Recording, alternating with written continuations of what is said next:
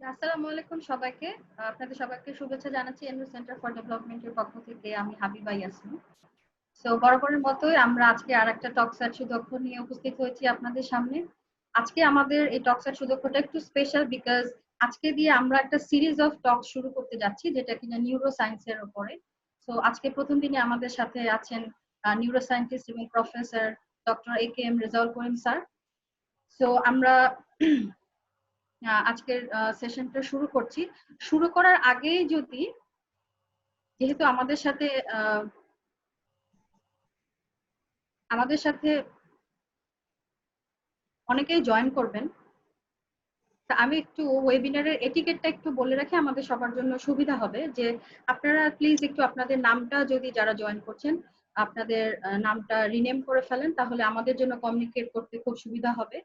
আর হচ্ছে আপনারা যখন কথা বলছেন না বা সেশনটা চলছে তখন দয়া করে আপনাদের অডিওটা এবং ভিডিওটা অফ করে রাখবেন। এটা আমাদেরকে হেল্প করবে একটা নয়েজ ফ্রি সেশন পেতে। আরেকটা হচ্ছে যে সেশন চলাকালীন সময়ে যদি কোনো কোয়েশ্চেন আপনাদের মনে আসে এই সেশনটা সম্পর্কিত তাহলে কোয়েশ্চেন গুলো আপনারা প্লিজ চ্যাট বক্সে লিখবেন। আমরা কিউ&এ সেশনে গিয়ে আপনাদের কোয়েশ্চেন গুলো নিব। আর যখন আপনি কোয়েশ্চেনটা করবেন তখন আপনার নাম এবং অর্গানাইজেশনের নামটা বলে আপনি শুরু করবেন। আর আরেকটা রিকোয়েস্ট থাকবে সবার প্রতি যেহেতু আমরা মাস পিপল এখানে এই ওয়েবিনারটাতে অংশগ্রহণ করছি কথা বলার সময় বা কমিউনিকেট করার সময় সবার সবার প্রতি রেসপেক্টফুল থাকবে। তো আজকের সেশনটাকে আমরা সাজিয়েছি এভাবে শুরুতে আমাদের এমডিএন সিইও আবু দাউদ খান উনি আমাদের এনরুট সম্পর্কে আপনাদের সবাইকে একটু জানাবেন। তারপরে আমরা স্যারের সাথে ওয়েবিনারটা শুরু করব এবং সবার শেষে আমরা কিউ&এ সেশনটা রাখবো। তো লেটস ওয়েলকাম দাউদ ভাই। থ্যাংক ইউ হাবিবা এবং শুভ সন্ধ্যা সবাইকে আরেকবার স্বাগত জানাচ্ছি। আর আজকে আমাদের প্রেজেন্টেশনে যাও আমরা এই ওয়েবিনার নিয়মিত আয়োজন করে থাকি এনরুট সেন্টার ফর ডেভেলপমেন্টের পক্ষ থেকে। আমাদের নিজস্ব একটা উদ্দেশ্য আছে যে একটা দক্ষ জনগোষ্ঠী তৈরি করা বাংলাদেশে। তো তারই ধারাবাহিকতায় আমরা বিভিন্ন ধরনের কাজ করে থাকি। আমাদের একটা প্রতিষ্ঠানের এনরুট সেন্টার ফর ডেভেলপমেন্ট যারা মূলত এক্সিকিউটিভ এডুকেশন নিয়ে কাজ করে। সো যখন আমি নেক্সট এক্সিকিউটিভ এডুকেশন বলছি আমাদের কাজের ক্ষেত্রটা ছড়ানো। আমরা সরকারের সাথে কাজ করি, আমরা বেসরকারি প্রতিষ্ঠানে কাজ করি, আমরা এবং এনজিওদের সাথেও কাজ করি। আমরা গত এক যুগের বেশি সময় ধরে এই এক্সিকিউটিভ এডুকেশন নিয়ে কাজ করছি। সো এই ক্ষেত্রে আমাদের একটা অভিজ্ঞতা হয়েছে। সো আবিবা চেঞ্জ করো স্লাইড।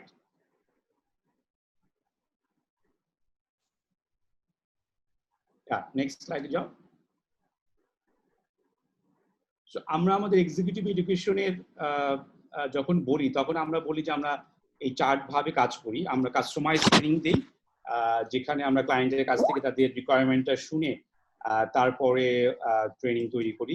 আমাদের কিছু আছে ওপেন ট্রেনিং, আমাদের ই লার্নিং আছে, আমাদের নিজস্ব ই লার্নিং প্ল্যাটফর্ম আছে সুদক্ষ, এবং আমরা এক্সিকিউটিভ কোচিং দিয়ে থাকি সিনিয়র লেভেল ম্যানেজার এবং সিএসও বা এক্সিকিউটিভ কমিটিতে যারা থাকেন তাদের। নেক্সট।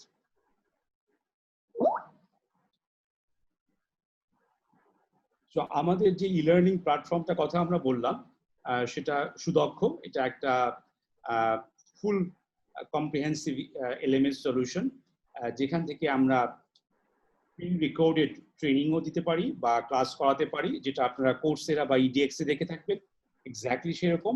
এখানে আমাদের অলরেডি বেশ কিছু কোর্স আছে, কিছু ফ্রি এবং কিছু আপনার পেইড। আমরা এখান থেকে লাইভ ক্লাস নিতে পারি এবং ক্লাস ম্যানেজমেন্টটা করা যায়, স্টুডেন্টদেরকে অ্যাসাইনমেন্ট দিয়ে আনিয়া থেকে শুরু করে সমস্ত কিছু এখানে করা যায়। এবং এখানে জুম ইন্টিগ্রেটেড থাকাতে এখন এটা অনেকেই লাইভ ক্লাস হিসেবে ব্যবহার করছে। We are having our own studio যার মাধ্যমে আমরা আমাদের যে লার্নিং ম্যাটেরিয়ালস গুলো রেকর্ড করে থাকি। নেক্সট।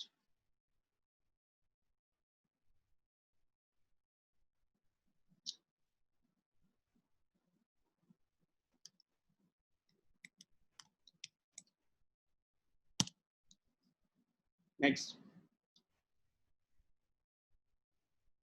সো আমরা আজকে স্যারের কাছে কথা শুনতে যাওয়ার আগে আমি একটু 2-3টা কথা একটু বলতে চাই, যে কারণে আজকের ওয়েবিনারটা আমাদের জন্য খুবই স্পেশাল এবং স্যারকে আমরা ধন্যবাদ জানাই এই কারণে।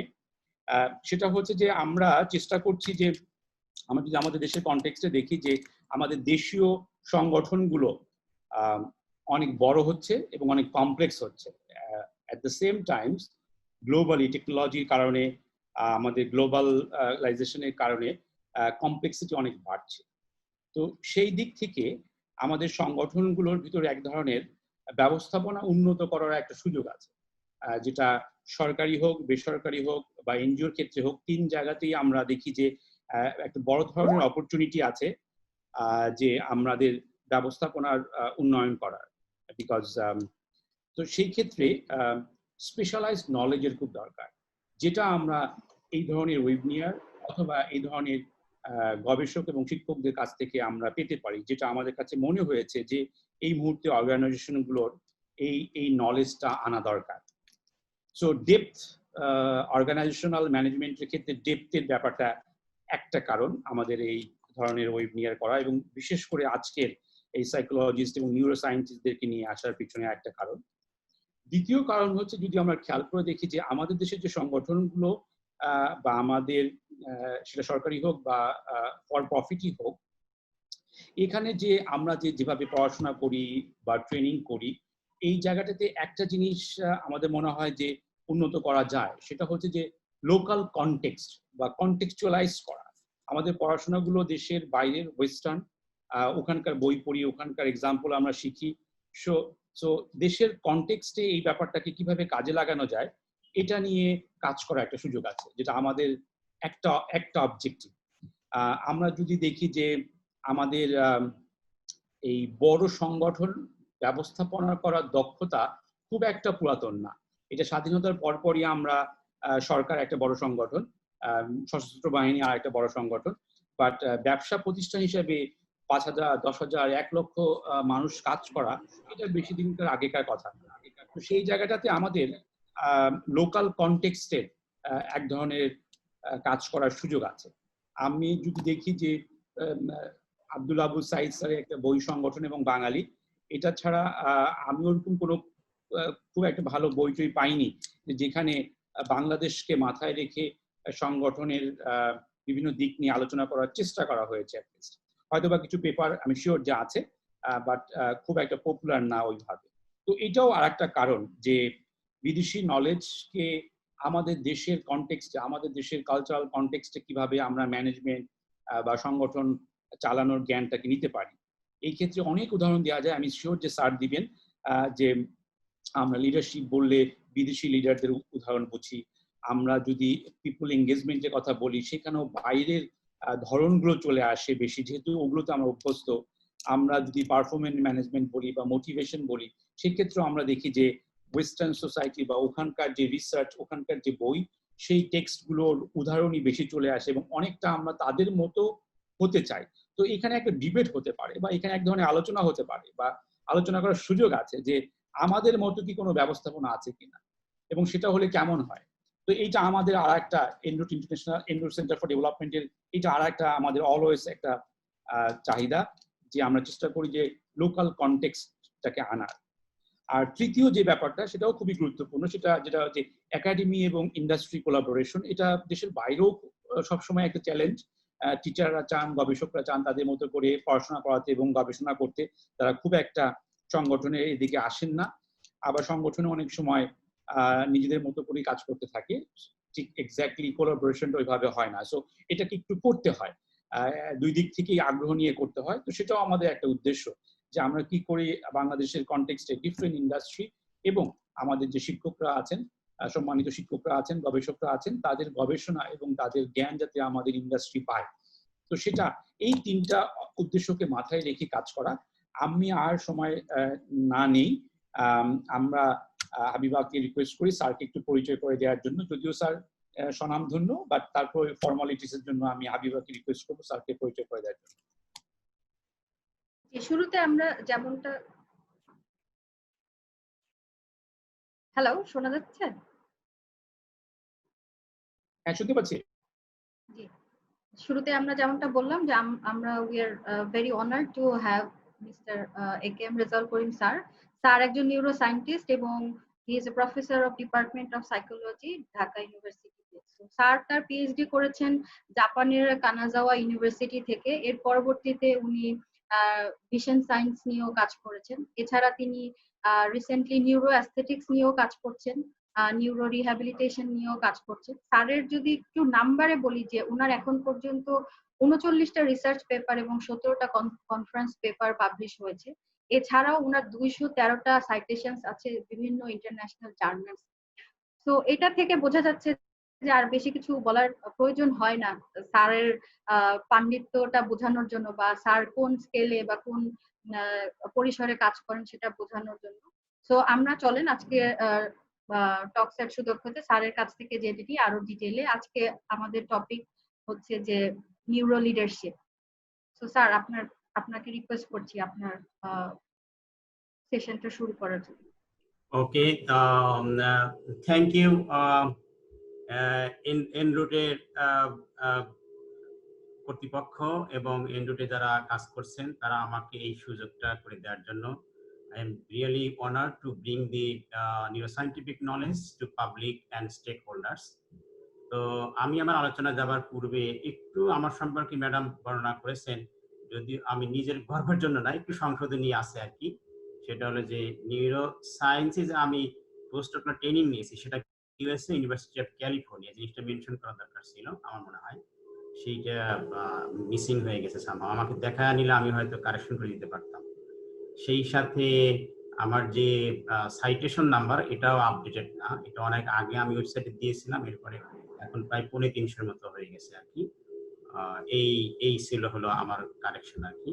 তো post doctoral training in neuro science actually from 3 leading institutes in the USA: University of California, San Francisco, the Smith Kettlewell Eye Research Institute, and Envision Research Institute, যেটা একটা ব্লাইন্ড ইনস্টিটিউট। সেটা একটা আসলে ইন্ডাস্ট্রি গ্রান্টেড ছিল আর কি। সেই হিসেবে আমার মনে হয় আমাদের দেশে যে সমস্ত অর্গানাইজেশন ইন্ডাস্ট্রি আছে তাদের জন্য ইন্সপিরেশন হবে যে সেই সমস্ত দেশে ইন্ডাস্ট্রি যারা পরিচালনা করেন তারা বিদেশ থেকে হায়ার করে নিয়ে রিসার্চ করে আর কি।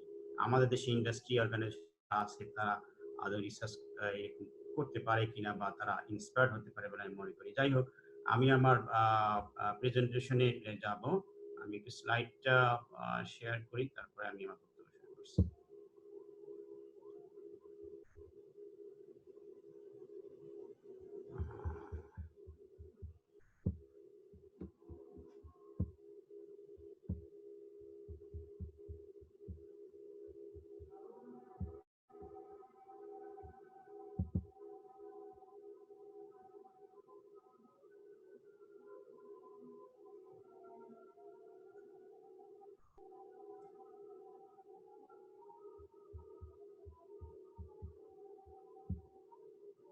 Do you see my slide? দেখতে পাচ্ছি। ওকে, সো আজকে আমার আলোচনার টপিকটা হলো neuro leadership, apply the science of your brain at work.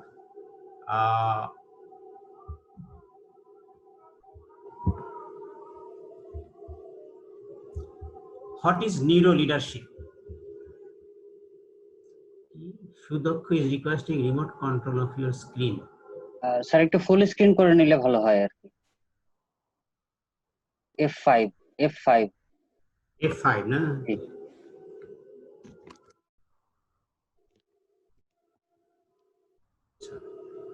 এখন আসছে?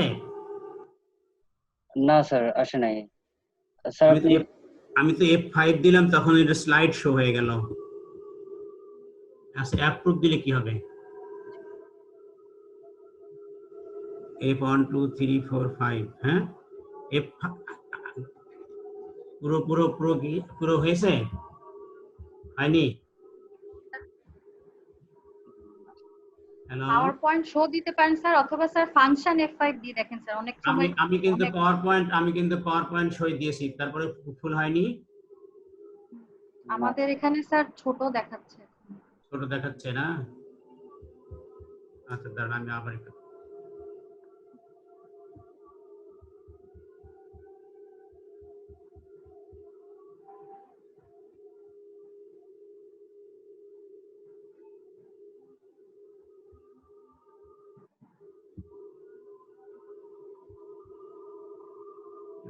তো বড় করতে পারছি না।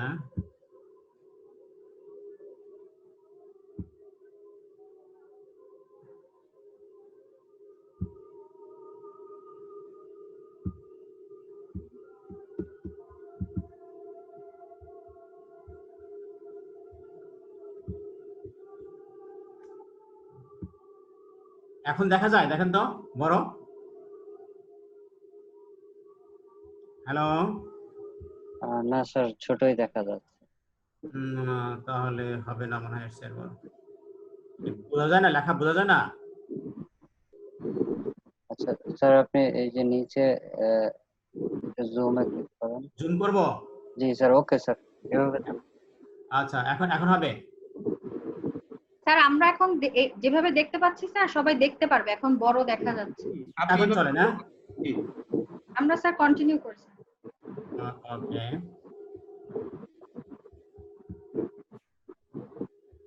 So what is neuro leadership? Actually, it is a new term. It was coined by Australian scientist Dr. David Rock in 2006. It is almost 14 or 15 years, and it is now receiving a growing recognition and popularity over the world. Neuro leadership, actually, it is the application of scientific knowledge to the areas of leadership development.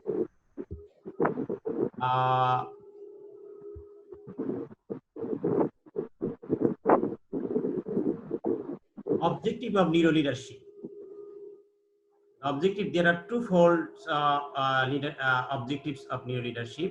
First one, to improve leadership quality or effectiveness by evolving a science for leadership and leadership development, taking into account the physiology of the mind and the brain. The second objective is to create a brain-friendly work environment. Brain-friendly work environment that stimulates and harmonizes employees' basic needs as attachment, orientation, and control, self-esteem, and pleasure maximization. These are the basic needs of an employee. We'll discuss about the basic needs subsequently today. Now, what is neuroscience? Neuroscience is a newer field of study in psychology that focuses on the brain, behavior, and mental processes. Now, I am talking about some brain facts and figures. There are approximately 100 billion neurons with 160 trillion connections between them. So in the brain, there are about 100 billion neurons with 160 trillion connections. Neurons are nerve cells that specialize in communication. They are the building blocks and functional units of the nervous system. I am showing you a simplified brain picture. There are two pictures of our brain. It is simplified, and there are many parts of the brain, but I am focusing on prefrontal cortex. You see, this one is prefrontal cortex. Prefrontal cortex, which is involved in decision making, executive functions, intellectual functions, rational functions, and limbic system. Limbic system is the actually emotional center of the brain. It has amygdala, thalamus, hypothalamus, hippocampus, etc. And limbic system and prefrontal cortex, actually their functions are negatively correlated. That means if limbic system is overactivated, the function of the prefrontal cortex declines, inhibited. তার মানে কি, আপনি যদি অতিশয় যদি emotional হন, তাহলে এটা আপনার prefrontal cortex intellectual functioning thought প্রসেসকে ইনহিবিট করবে, আপনার ইন্টেলেকচুয়াল ফাংশনিং ব্যাহত হবে লিম্বিক সিস্টেম যদি ওভার অ্যাক্টিভেটেড হয়।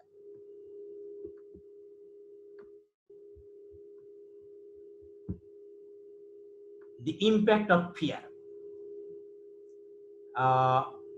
অফিসের বস যদি তার এমপ্লয়িকে তার সাবঅর্ডিনেটকে যদি থ্রেট দেয়, তাহলে দেখা যাবে যে সাবঅর্ডিনেট বা এমপ্লয়ি কিন্তু একটা ফিয়ার কাজ করবে তার মধ্যে। এই ফিয়ারের একটা নেগেটিভ ইম্প্যাক্ট আছে। Fear has a significant negative impact on the hormonal balance in the brain and in the specifically amygdala. যখন মানুষ ভয় পায় তখন তার amygdala located in the limbic system, as I already mentioned, is known for its role in fear processing and the subsequent impact on mind and body. এই amygdala কি করে? Prefrontal cortex এর ফাংশনকে ইন্টারাপ্ট করে, ইনহিবিট করে। Prefrontal cortex is involved in rational thinking, memory functioning, intellectual functioning. এই কাজগুলো তখন কিন্তু ইন্টারাপ্টেড হয় যদি অ্যামিগডালাটা ওভার অ্যাক্টিভেটেড হয়। As a result, fear will decrease cognitive ability, intellectual ability. Complex সিচুয়েশনে মানুষ যে কাজ করবে, ইনসাইট ফুল যে থিঙ্কিং, সেই থিঙ্কিং গুলো কিন্তু তখন ব্যাহত হয়। As a result, decision making will be distorted, thinking process will be distorted. That means properly the decision নেয়া সেটা কিন্তু পারবে না। And why is neuroscience so important from organizational perspective? আমাদের এটা একটা মেইন অ্যাসপেক্ট এখানে। Actually, we are directed by the brain directed man তিনি বসই হন অফিসের, লিডারই হন আর simple employee, we all are directed by the brain. Any organization, an organization's main pillar of success is the success of leadership, impactful leadership. লিডারশিপের সাকসেসের উপর নির্ভর করে কিন্তু একটা অর্গানাইজেশনের কতটুকু সাকসেসফুল হবে না হবে তার সেটাই। An organization is composed of a number of people with both horizontal and vertical relationships. Both horizontal and vertical relationships. আমার ধারণা যেটা সবাই বুঝে আর কি, horizontal vertical relationships. Those people are directed by the brain. Our mental process operates in the brain. Mental process, cognitive process, intellectual functioning, thoughts, all these are operated by the brain, and our behavior stems from the brain. So যেখানে মানুষের সাথে যেখানে interactions আছে, social interactions, work place, সেটা কিন্তু একটা social ইন্টারাকশনের জায়গা। সেখানে কিন্তু আমাদের behaviour, mental process, everything is involved. And in this situation, emotions are very effective. Emotion plays effective drivers, effective roles. Reality and rational process have a secondary role. গবেষণা করে দেখা গেছে reality and rational process have a secondary impact. On the other hand, emotion has primary impact. কারণ কি, আপনার ইমোশনটা আপনার rational thinking, রিয়ালিটিকে distorted করে। So emotionally কিন্তু স্টেবল হতে হবে, ইমোশনালি হেলদি হতে হবে এনভায়রনমেন্টটা। And fulfillment of neuroscience basic needs such as attachment, orientation and control, self-esteem and pleasure maximization, এই বেসিক নিডস গুলোর সাথে আপনার যে ওয়ার্ক এনভায়রনমেন্ট সেটা কিন্তু ম্যাচ করতে হবে। না হলে তাহলে কি হবে, ওই amygdala will be over activated. আপনার কর্মকর্তা, কর্মচারী, এমপ্লয়ি, তারা কিন্তু সিচুয়েশন থাকবে, মেন্টাল ওয়েলবিং, সাইকোলজিক্যাল ওয়েলবিং কিন্তু পোর হবে। অ্যামিগডালা স্ট্রেসফুল সিচুয়েশন, অ্যামিগডালা কিন্তু ওভার অ্যাক্টিভেট হবে। অ্যাজ এ রেজাল্ট আপনার যে সাবঅর্ডিনেট আছে তার কিন্তু প্রিফ্রন্টাল কর্টেক্স কাজ করতে পারবে না। প্রিফ্রন্টাল কর্টেক্সের যে কাজগুলো, intellectual functioning, thought process, insightful thinking, এগুলো কিন্তু ব্যাহত হবে। আমি আপনাদেরকে দেখাচ্ছি এখানে কিছু ব্রেন পিকচার, রিসার্চ ফাইন্ডিং, কিন্তু আমি যা কিছু বলছি সবই কিন্তু ফ্যাক্ট বেসড। দাউদ ভাই একটা কথা মেনশন করতেছিলেন যে আমরা সব ওয়েস্টার্ন কান্ট্রিতে যে রিসার্চ করে সেই রিসার্চ গুলো আসলে আমরা মানে এটা আমি বলি কি বরড নলেজ, আমরা নলেজ বিদেশ থেকে বড় করি আর কি, সেই নলেজ আমরা ক্লাসে ছেলেমেয়েদের শিখে আমরা নিজেরা রিসার্চ, এই ধরনের উন্নত রিসার্চ খুব কম করার সুযোগ পাই আমাদের দেশে।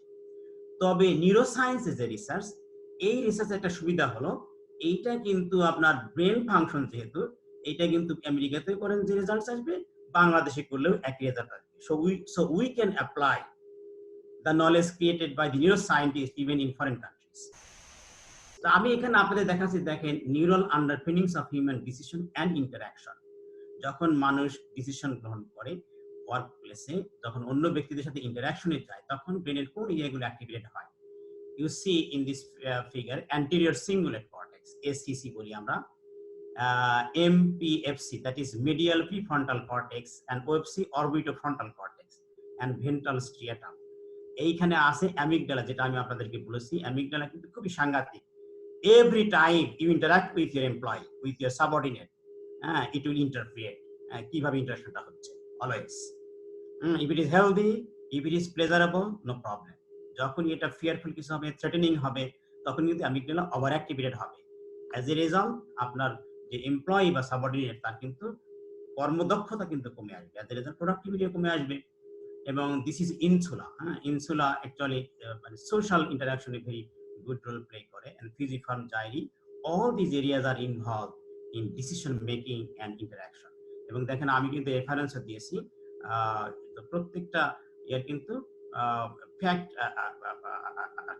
রিসার্চ করে পাওয়া গেছে, এবং এইটা কোনো ইট ইজ কালচার ফ্রি, যেহেতু brain function it does not vary from person to person, culture to culture.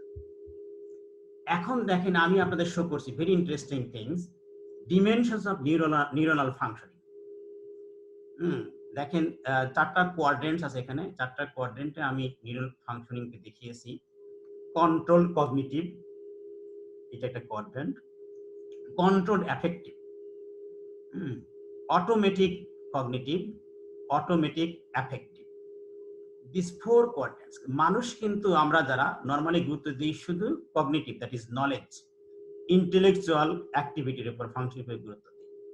But গবেষণা করে দেখা গেছে যে নিউরোসায়েন্টিস্টরা বলতে চাচ্ছেন affective dimension is stronger than cognitive dimension. কারণ আপনার অ্যাফেক্টিভ ডিমেনশনটা আপনার কগনিটিভ ডিমেনশনকে নেগেটিভলি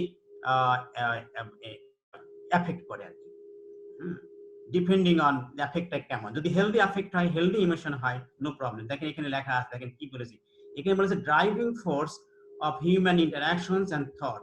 এই পাশে দেখেন কোনায় কি দেওয়া আছে, ড্রাইভিং সিট। এইটাই হলো ড্রাইভিং সিট, দ্যাট মিনস যে ইমোশনাল এরিয়াটা, নট কন্ট্রোল কগনিটিভ। কন্ট্রোল কগনিটিভটা ড্রাইভিং সিট না, ড্রাইভিং সিট ইজ হিয়ার।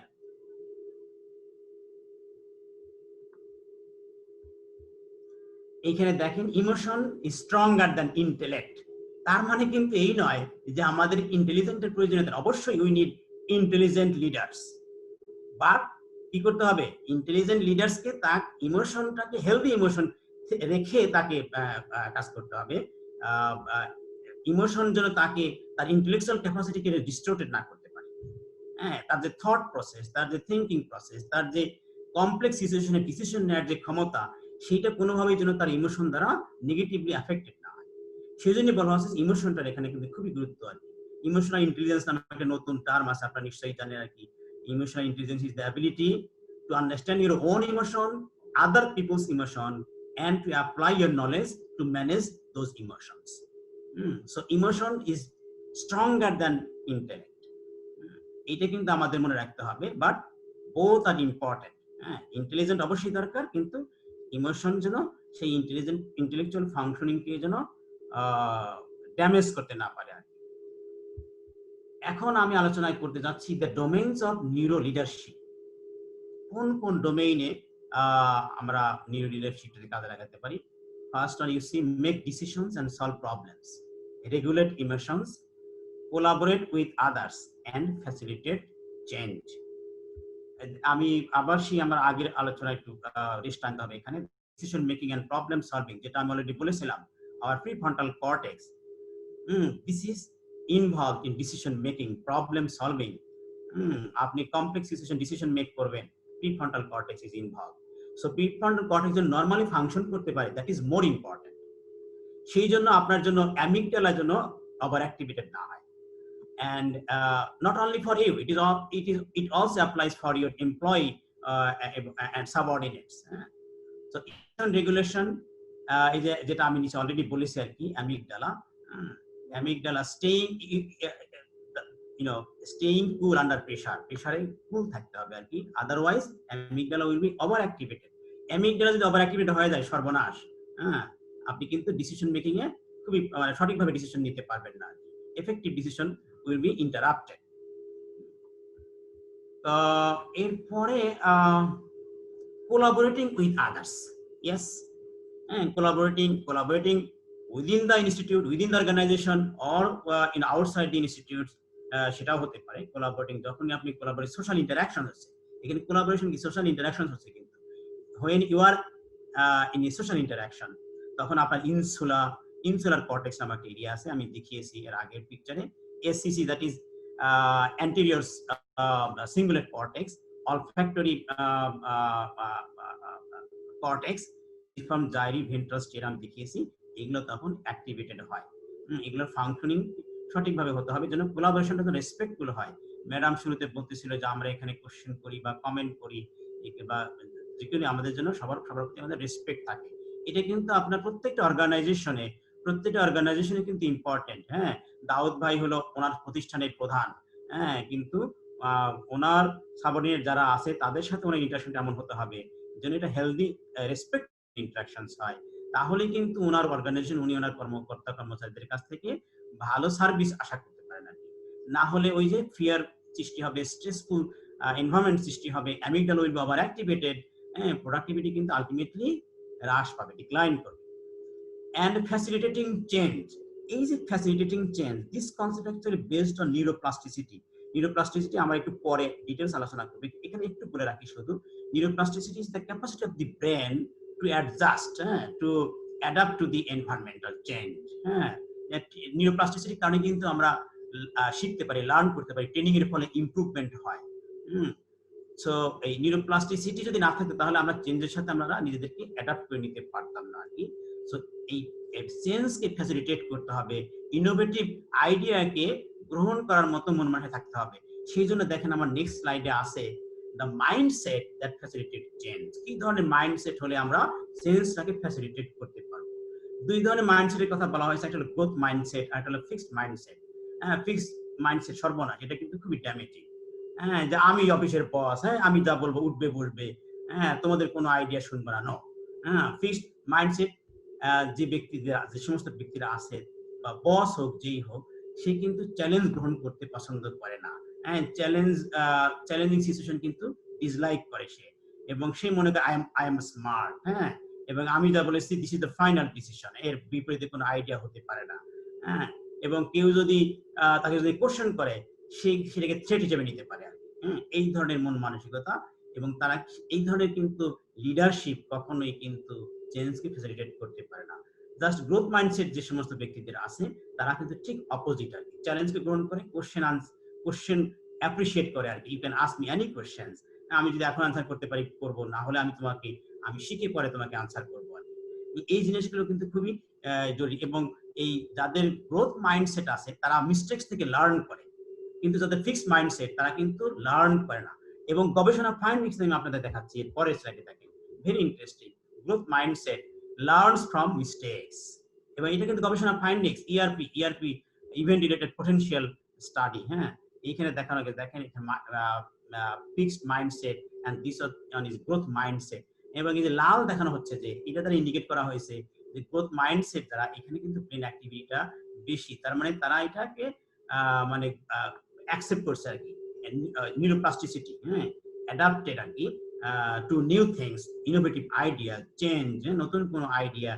আমি হয়তো বস হতে পারি, কিন্তু আমার সাবঅর্ডিনেট সে একটা ভালো আইডিয়া দিতে পারে, I have to accept it, এটা আমার ইনস্টিটিউশনের স্বার্থে।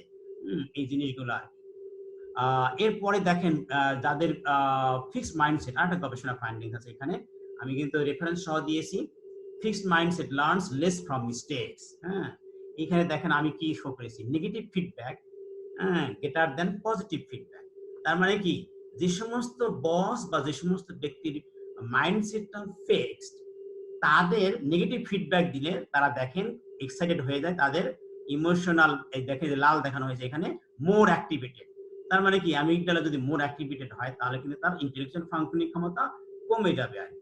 হ্যাঁ, নেগেটিভ ফিডব্যাকে তারা নেগেটিভ সমালোচনাকে গ্রহণ করতে পারে না। ঠিক আমাদের দেশে অনেক লিডার, যারা পলিটিক্যাল লিডারের কথা বলতে পারি আর কি, নেগেটিভ কোনো কমেন্টস আমরা গ্রহণ করতে, আমরাও অনেকেই আছি, আমরা শিক্ষকদের মধ্যেও আছি, হ্যাঁ, প্রত্যেক অর্গানাইজেশনে কিন্তু এরকম আছে, নেগেটিভ ফিডব্যাককে আমরা অ্যাপ্রিশিয়েট করতে পারি না।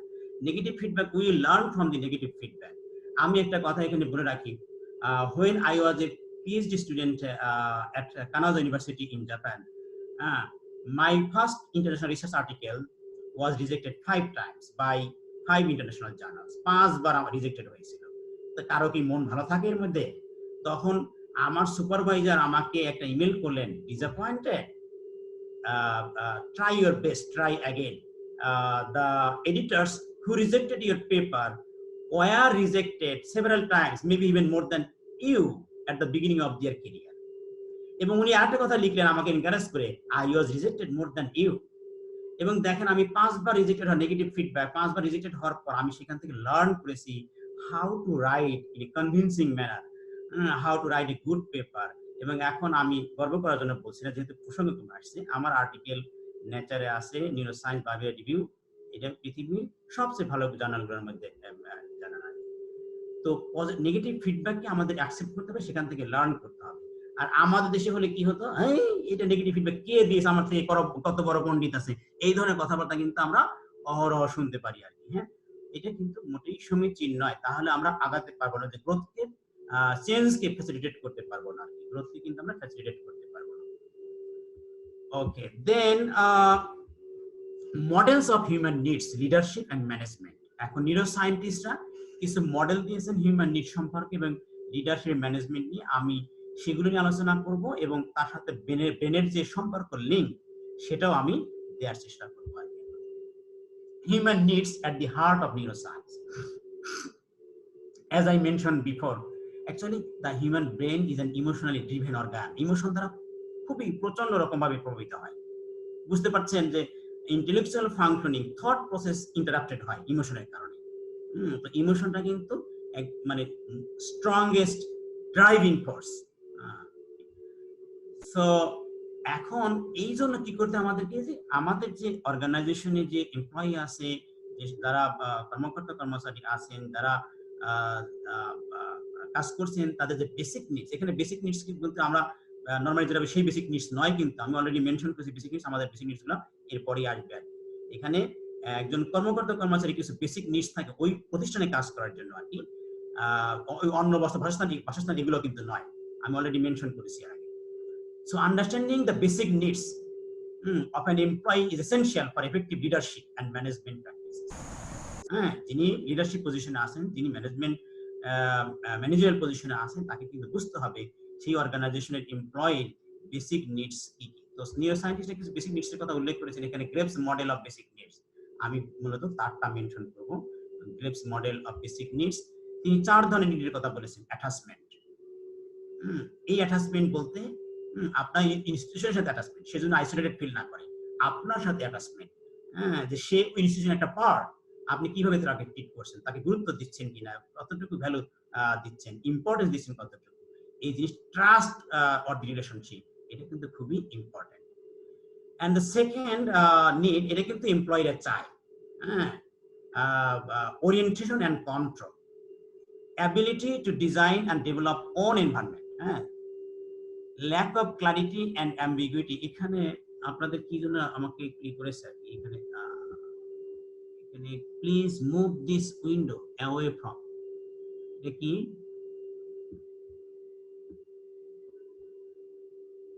ওকে, stimulates negative reactions in the amygdala or fear, যেটা আমি বলেছি এবার, যে আপনি আপনার সাবঅর্ডিনেট বা এমপ্লয়িকে যদি কোনো কাজ দেন, সেটা ক্লিয়ারলি বলতে হবে, ক্লারিফাই করতে হবে, সেখানে অ্যাম্বিগুইটি না থাকে। অ্যাম্বিগুইটি থাকলে তাহলে সে ভয় থাকবে, কি করব, বস পছন্দ করবে কি করবে না, আলটিমেটলি স্ট্রেস পজিশন থাকবে, mental wellbeing, psychological wellbeing, subjective wellbeing কিন্তু পোর হবে আর কি, amygdala will be over activated.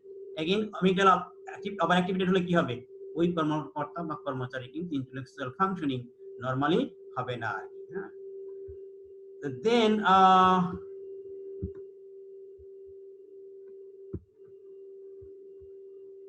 Self esteem, the third one. প্রত্যেক ব্যক্তি কিন্তু সেলফ এস্টিম চায়, বাংলায় বলি আমরা আত্মমর্যাদা, সেলফ এস্টিম। এখানে আমি একটু মেনশন করতে চাই, এটা মনে হয় সবাই জানি আমরা যারা অর্গানাইজেশন ইন্ডাস্ট্রিতে যারা কাজ করি। মাসলোর থিওরি আছে যে হায়ারার্কি অফ নিডস, সেখানকার একটা আছে সেলফ এস্টিম। অনেক নিডের কথাই বলেছেন মাসলো, 5 ধরনের মেইনলি 5টা নিডের কথা বলেছেন। এখানে সেলফ এস্টিমের কথা উল্লেখ করা হয়েছে এই মডেল অনুযায়ী আর কি। Self esteem, specific human needs, এই যে রেসপেক্ট, সেলফ এস্টিম, এটা কিন্তু দিতে হবে আর কি। রেকগনিশন, এটা কিন্তু আপনার এমপ্লয়ি, আপনার সাবঅর্ডিনেট কিন্তু চায় সেটা ভালো কাজ করলো, এইটা কিন্তু দিতে হবে আর কি। না হলে কি হবে, তার কিন্তু এই যে ইমোশনাল এরিয়াগুলো ওভার অ্যাক্টিভেটেড হবে in the brain. And then pleasure maximization, aim to increase pleasure and avoid pain. আমাদের ব্রেনের একটা হলো যে প্লেজার পেতে চায়, পেইন অ্যাভয়েড করতে চায়।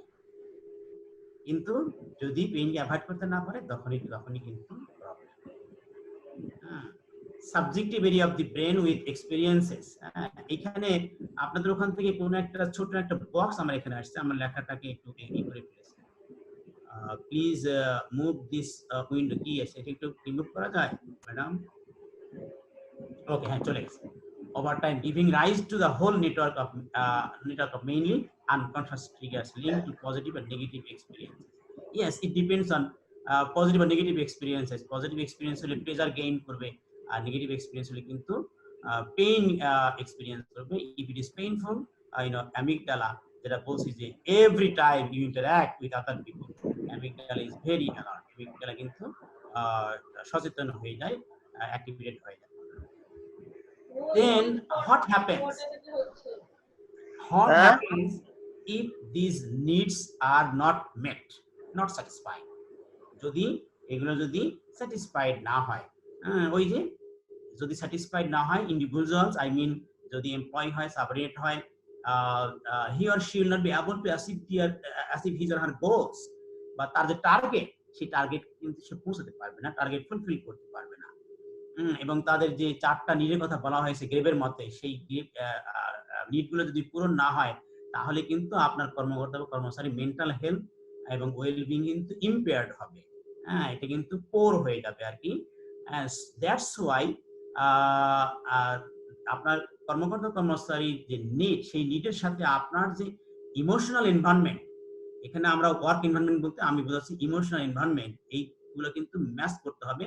This should be in harmonious. If there is no harmony between the environment and the fulfillment of your employees' basic needs, then it will be a big problem. Amygdala will be overactivated and the prefrontal cortex will not be able to function normally. এখন then already আমি বলেছি main কথাটা, আমি স্লাইডটা। Then what are the neuroleader competencies? একজন নিউরোলিডারের competence কি কি থাকা দরকার? সেখানে একটা মডেল বলতে perfect model. Perfect, P means potential. The leader should have potentials: encourage, response, freedom, emotions, communication, transparency. Potential, that means develop and support the potential of employees based on individual needs. প্রত্যেক এমপ্লয়ের কিন্তু আলাদা আলাদা need আছে আর কি। যিনি leadership পজিশনে আছেন তার কিন্তু এই যে প্রত্যেক ইন্ডিভিজুয়ালের যে আলাদা আলাদা নিডস আছে, সেই নিডের ভিত্তিতে তাকে ডেভেলপ করার চেষ্টা করতে হবে, তাকে সাপোর্ট দেওয়ার চেষ্টা করতে হবে আর কি। সেই পোটেনশিয়ালস কিন্তু থাকতে হবে। Encourage employees to take on new challenges and develop themselves in a flexible manner. আপনি তাকে এনকারেজ করবেন নতুন চ্যালেঞ্জ গ্রহণ করার জন্য, তাদের নিজেদেরকে ফোস্টার করার জন্য, ডেভেলপ করার জন্য, but it should be in a flexible manner.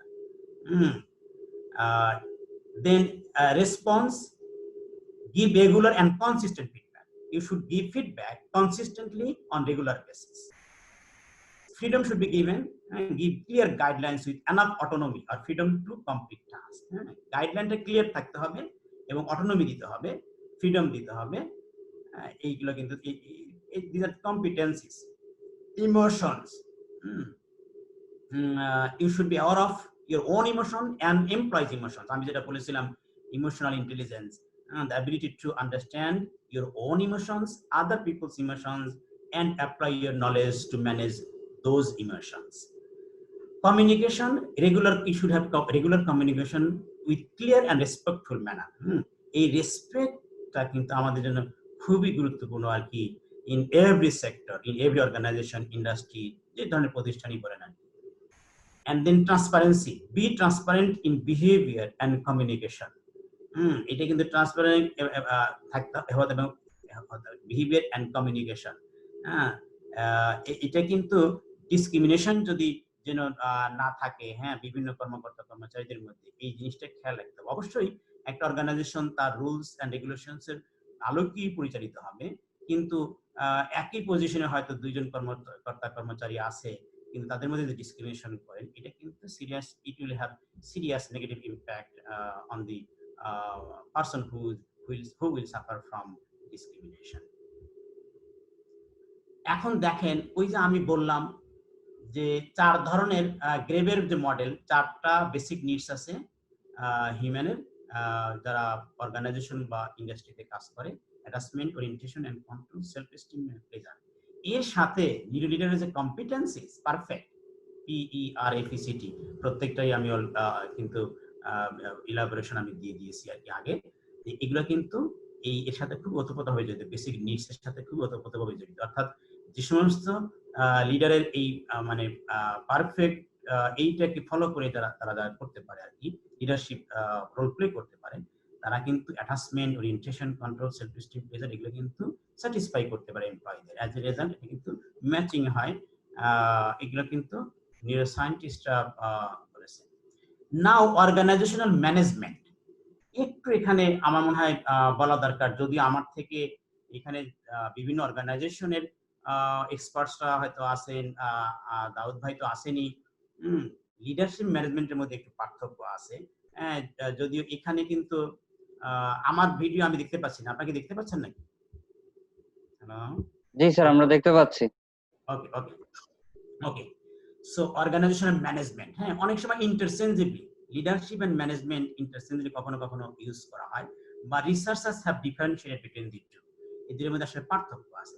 দেখেন, আমি এখানে একটু বলেছি, leadership is about establishing orientation, directing people, building trust among employees, motivating and inspiring others. Management, on the other hand, focuses on the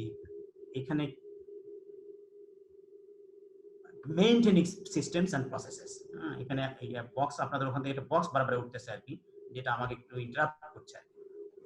And এটা আমাদের এখান থেকে না, আপনার ওখানে অন্য একটা কোন উইন্ডো খুলে আছে স্যার, ওইটা এই পিপিটির উপরে চলে আসছে। আমি তো কোন ওই মাউসটা একটু নাড়ালে তখন ওটা চলে যাচ্ছে। ও আচ্ছা স্যার, আমাদের এখান থেকে আচ্ছা আচ্ছা, ঠিক আছে, যাই হোক। So focuses on maintaining systems and processes. Good management scope is based on planning, organization, controlling and problem solving. They may be related to each other, but একটু ডিফারেন্স আছে আর কি। সেই জিনিসটা আমি বলে নিলাম, হয়তো আমার থেকে আরো ভালো জানেন যারা এই ধরনের পজিশনে আছে বা ইন্ডাস্ট্রি অর্গানাইজেশন যারা পরিচালনা করছেন তারা।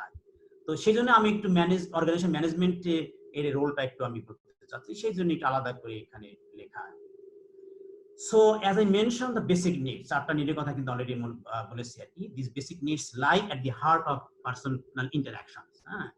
যখনই আপনি ইন্টারাকশন করছেন, এই নিড গুলো মাথায় রেখেই কিন্তু আপনাকে ইন্টারাকশনে যেতে হবে উইথ ইয়ার এমপ্লয়েড আর সাবঅর্ডিনেটস। এখানে দেখেন, আমি এই স্লাইডে শো করেছি যে আপনার এনভায়রনমেন্ট, আমি এনভায়রনমেন্ট বলতে বোঝাচ্ছি social environment in the organization, interaction, interactive এনভায়রনমেন্টের কথা বোঝাচ্ছি আর কি, ইমোশনাল এনভায়রনমেন্ট আর কি। অর্থাৎ আপনার সাথে আপনার প্রতিষ্ঠানে কর্মরত অন্যান্য ব্যক্তিবর্গের যে ইন্টারাকশন, সেই এনভায়রনমেন্টটাকে বুঝিয়েছি ই দ্বারা।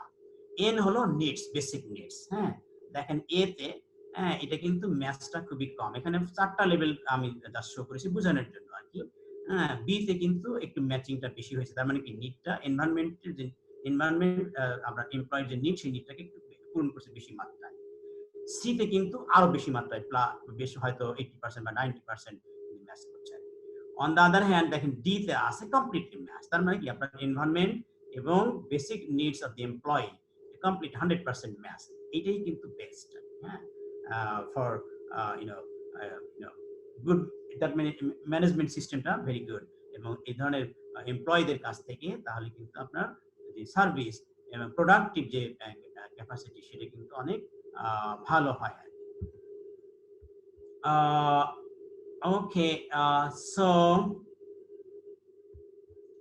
আমি এখন আলোচনা যাচ্ছি স্কার্প মডেল। হ্যাঁ, এই মডেলটার কথা সেদিন একটা শর্ট আমাদের একটা মিটিং হয়েছিল দাউদ ভাইয়ের সাথে, উনি মনে হয় মেনশন করেছেন, সো আই রিমেম্বার এই মডেলের কথা মেনশন করেছেন।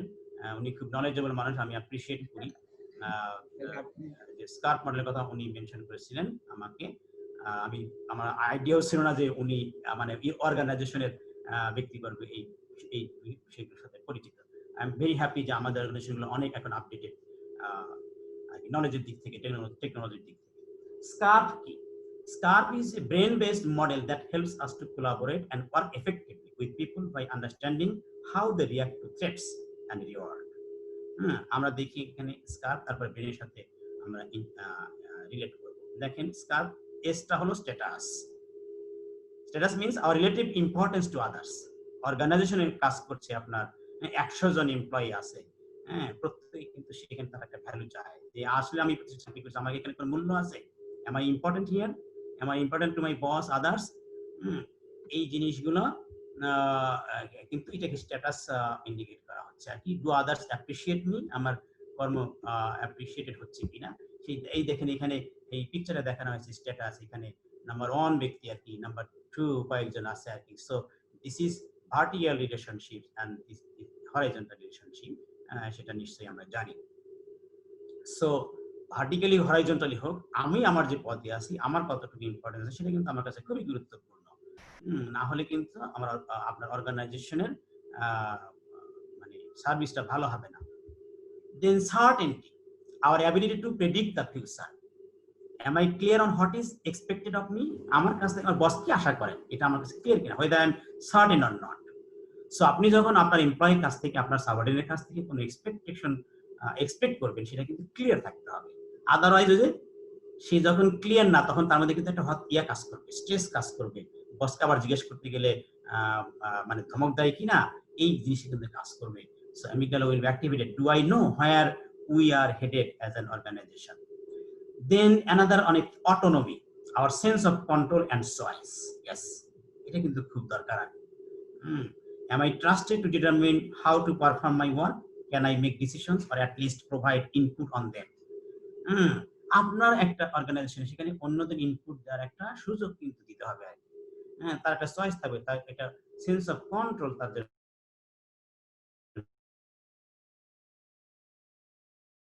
ডেভেলপ হয়। এগুলো কিন্তু মানুষের আসলে মর্যাদা, মেন্টাল ওয়েলবিং যেটা, সেটা কিন্তু হ্রাস পাবে। Amygdala will be highly activated, resulting in decreased activity of the prefrontal cortex. Relatedness or sense of belonging or social connectedness, এটা আগের গ্রেবের মডেলেও কিছুটা ছিল আর কি। হ্যাঁ, যে আমি অ্যাটাচমেন্টের কথা, হ্যাঁ, যে প্রতিষ্ঠানে আমি চাকরি করছি এর সাথে আমি কতটুকু কানেক্টেড, আমার বিলঙ্গিংনেসটা কতটুকু, নাকি আমি আইসোলেটেড, জাস্ট আমি একটা জব করছি, আমাকে বেতন দিচ্ছে, আমাকে কোনো গুরুত্ব দিচ্ছে না, এরকম কিনা। Do I belong here, am I part of the in group, do others care about me.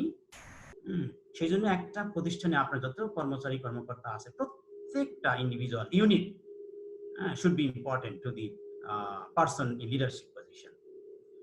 Fairness, the last one, our sense that exchanges are fair.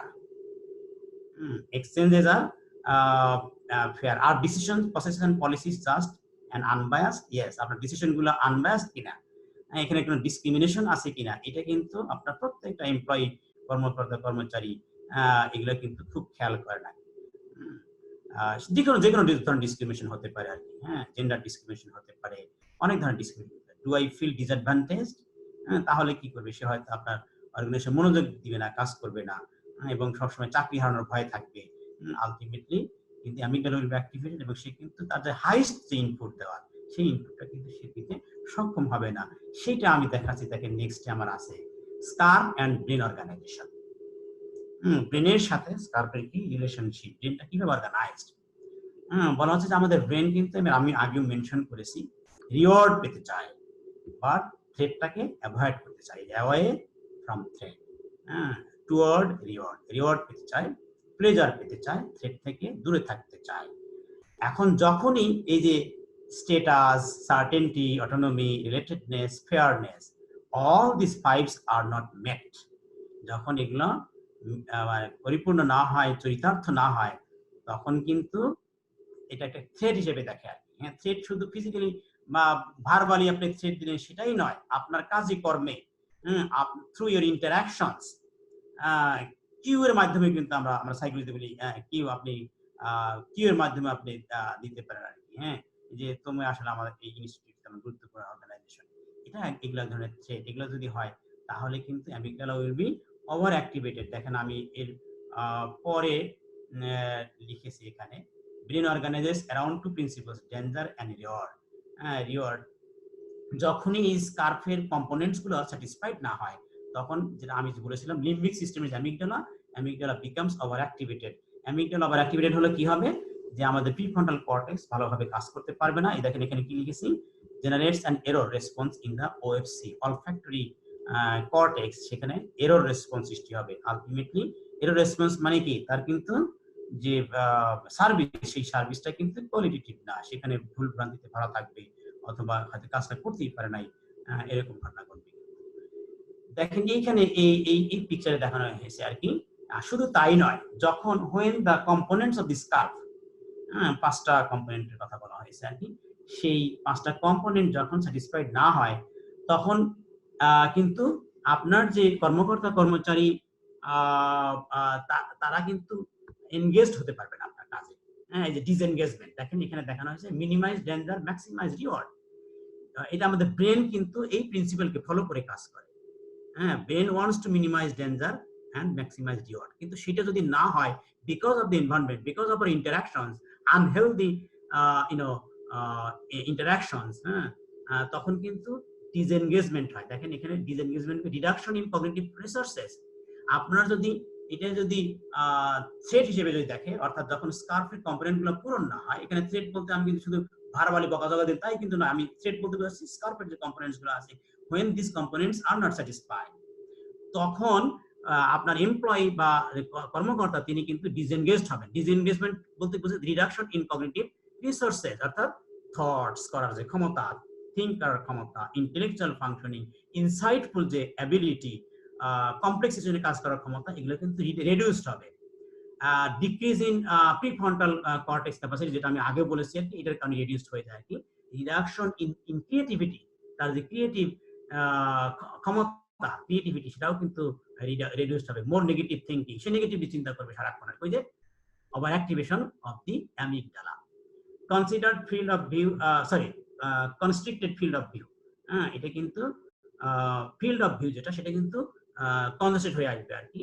বিভিন্ন অ্যাঙ্গেলে একটা প্রবলেম সলভ করার জন্য বিভিন্ন অ্যাঙ্গেলে আমরা থিঙ্ক করতে পারি আর কি, ইফ ইট ইজ প্রমোটেড। ওইভাবে যদি এনভায়রনমেন্টটা হয় আর কি, তা না হলে কিন্তু আমাদের কিন্তু থিঙ্কিং যে ভিশন, যেটা ভিশন ক্যাপাসিটি যেটা, সেইটা কিন্তু কমে আসবে। Generalize to other areas. Generalize other areas মানে কি, এইটা এই যে ইফেক্টটা, এই ইফেক্টটা অন্যান্য ক্ষেত্রেও পড়বে আর কি। নেগেটিভ ইম্প্যাক্টটা আমার যে আচরণ এবং মেন্টাল প্রসেসের অন্যান্য যে এরিয়া আছে সেগুলোর ক্ষেত্রেও আলটিমেটলি ওভারঅল যে সার্ভিস, সেটা কিন্তু কমে আসবে আর কি, পোর কোয়ালিটি সার্ভিস পাওয়া যাবে। On the other hand, if your interactions are healthy, if you can meet the needs of your employee, if the 5 components developed by the neuroscientist, যেটা বলে স্কার্প মডেল, এগুলো যদি ফুলফিল হয়, তার মানে these are rewarding for your employees। তা যদি হয় তাহলে ঠিক এটা কি হবে, অপোজিট হবে, তার ক্রিয়েটিভিটি বাড়বে, or যে ধরনের ক্রিয়েটিভিটি, সেই creativity he will be able to work to his or her fullest capacity। সেটা কিন্তু একদম পরিপূর্ণভাবে কাজ করতে, cognitive resources, better cognitive resources সে অ্যাক্সেস করতে পারবে, থিঙ্ক করতে পারবে, ইন্টেলেকচুয়াল ফাংশনিং করতে পারবে, ক্রিয়েটিভ আইডিয়াস ডেভেলপ করতে পারবে, ইনসাইটফুল থিঙ্কিং, কমপ্লেক্স সিচুয়েশনে কাজ করতে পারবে, because everything is rewarding, the environment is very good, conducive to work. এই জিনিসগুলো কিন্তু, এবং তার কিন্তু মিস্টেক কমে আসবে। অন দ্য আদার হ্যান্ড, যদি থ্রেটেনিং হয় তাহলে কিন্তু মিস্টেক কিন্তু বাড়বে আর কি। হ্যাঁ, এখানে কিন্তু মিস্টেকটা কমে আসছে আর কি, এবং more collaborative, he or she will be more collaborative. সবসময় যদি থ্রেটেনিং সিচুয়েশন যদি ক্রিয়েট করা হয়, তাহলে সে কিন্তু কোলাবোরেট করতে সাহায্য করবে। কোলাবোরেশন কেন, he or she will be afraid to interact with you. যে কি বলি বস, কি মনে করে, ভয় ভয়ে কাজ করবে। Increase in dopamine levels, yes, dopamine একটা নিউরোট্রান্সমিটার আমাদের ব্রেনে আছে, এরকম একটা আর্টিকেল আছে। হ্যাঁ, ডোপামিন আমাদের মুভমেন্ট ফাংশনস এবং ইমোশনাল ফাংশনস এ ইনভলভ আর কি। হ্যাঁ, ডোপামিন লেভেলের ফাংশনিংটা ইমপ্রুভ হয়ে যায়, ওভার অ্যাক্টিভেট হয়ে যায়। হ্যাঁ, তখন এটা এই অ্যামিগডালা ফাংশনের সাথে রিলেটেড। এটা ইনক্রিজ ইন ডোপামিন লেভেলস না, একটু এটা ডোপামিনটা হলো আপনার যে মুভমেন্ট ফাংশনস, সেই মুভমেন্ট ফাংশনটাকে ফোস্টার করে আর কি। এটা অ্যামিগডালার সাথে না, আমি একটু ভুল করেছি। Okay, then my bad. 3 insights that are changing the world. 3 insights. এখন বর্তমানে আমি যেটা বলেছিলাম at the beginning, the neuro leadership. It was coined. This term was coined in 2016. বিদেশে হয়তো চিন্তা করে 14 বছর অনেক আগে, আমরা হয়তো মনে করি খুব বেশি আগে। Anyway, so 3 insights ডেভেলপ হয়েছে যেগুলো সারা ওয়ার্ল্ডকে পরিবর্তন করে দিচ্ছে। আমরা সেই 3টা ইনসাইট দেখব। What are the insights? Neuroplasticity, the social brain, balancing thread and reward. এই 3টা ইনসাইটস ওয়ার্ল্ডকে পরিবর্তন করে দিচ্ছে। আশা করি আমরাও সেই পরিবর্তনের দিকে যাব। Neuroplasticity, as I mentioned before, it is the capacity of the brain to change structurally and functionally. তার মানে brain has the capacity to change its structure and functional architecture. ব্রেনের যে ক্যাপাসিটি সেটা চেঞ্জ হতে পারে, পরিবর্তিত হতে পারে। ইভেন স্ট্রাকচার বলতে changes at the neural level. Brain is considered as a connection machine means connection off billions of neurons, as I mentioned before. আমি আগে বলেছিলাম 100 billions of neurons with 160 trillion connections between them. Brain is a dynamic growing organ that can regenerate new neurons and change throughout the lifespan. The brain can rearrange the old connections or make new connections between neurons. Brain in richer, more stimulating environments have increased number of synapses. Yes, this statement is very important. Focus. Look, brains in richer, more stimulating environments have increased number of synapses. যদি আপনি ব্রেনকে, আপনার এমপ্লয়িকে যদি আপনি stimulating environment দেন, তাহলে আপনার এমপ্লয়ের যে brain সে কিন্তু রিচার stimulating environment পাবে। স্টিমুলেটিং এনভায়রনমেন্ট হলে সাইনাপসের পরিমাণ বেড়ে যায়। সাইনাপস নাম অর্থাৎ কানেকশনস গুলা যে হয় নিউরনের সাথে নিউরনের কানেকশনস অনেক পরিমাণ বেড়ে যায়, এবং নিউরাল কানেকশন যত বেশি হবে তার মানে কি ব্রেনের নিউরাল কানেকশন তত কমপ্লেক্স। কিন্তু যার ব্রেনে নিউরাল কানেকশন যত বেশি কমপ্লেক্স, সে কিন্তু তত বেশি কমপ্লেক্স প্রবলেমগুলো সলভ করতে পারে। So this is very important. Okay, practically difficult to deconstruct the old wiring. The neural connections গুলো যে আছে, old connections, সেই connections গুলো change করা difficult, but we can create new wiring, new connections through training, through experience, and we can make it, make these connections constantly, millions per second.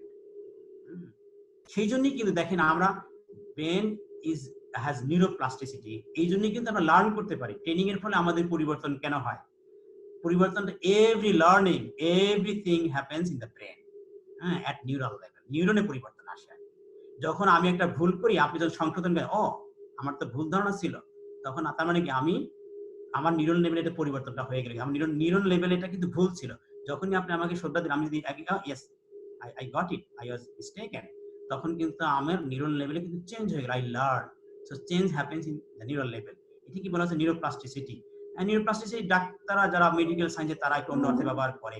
অর্থাৎ আপনার injury হলে, একই বিষয়, জাস্ট ইনজুরি হলে because of the neuroplasticity of the brain, injury হলে কিন্তু আমরা সেখান থেকে কিন্তু রিকভার করতে পারি এই নিউরোপ্লাস্টিসিটি থাকার কারণে।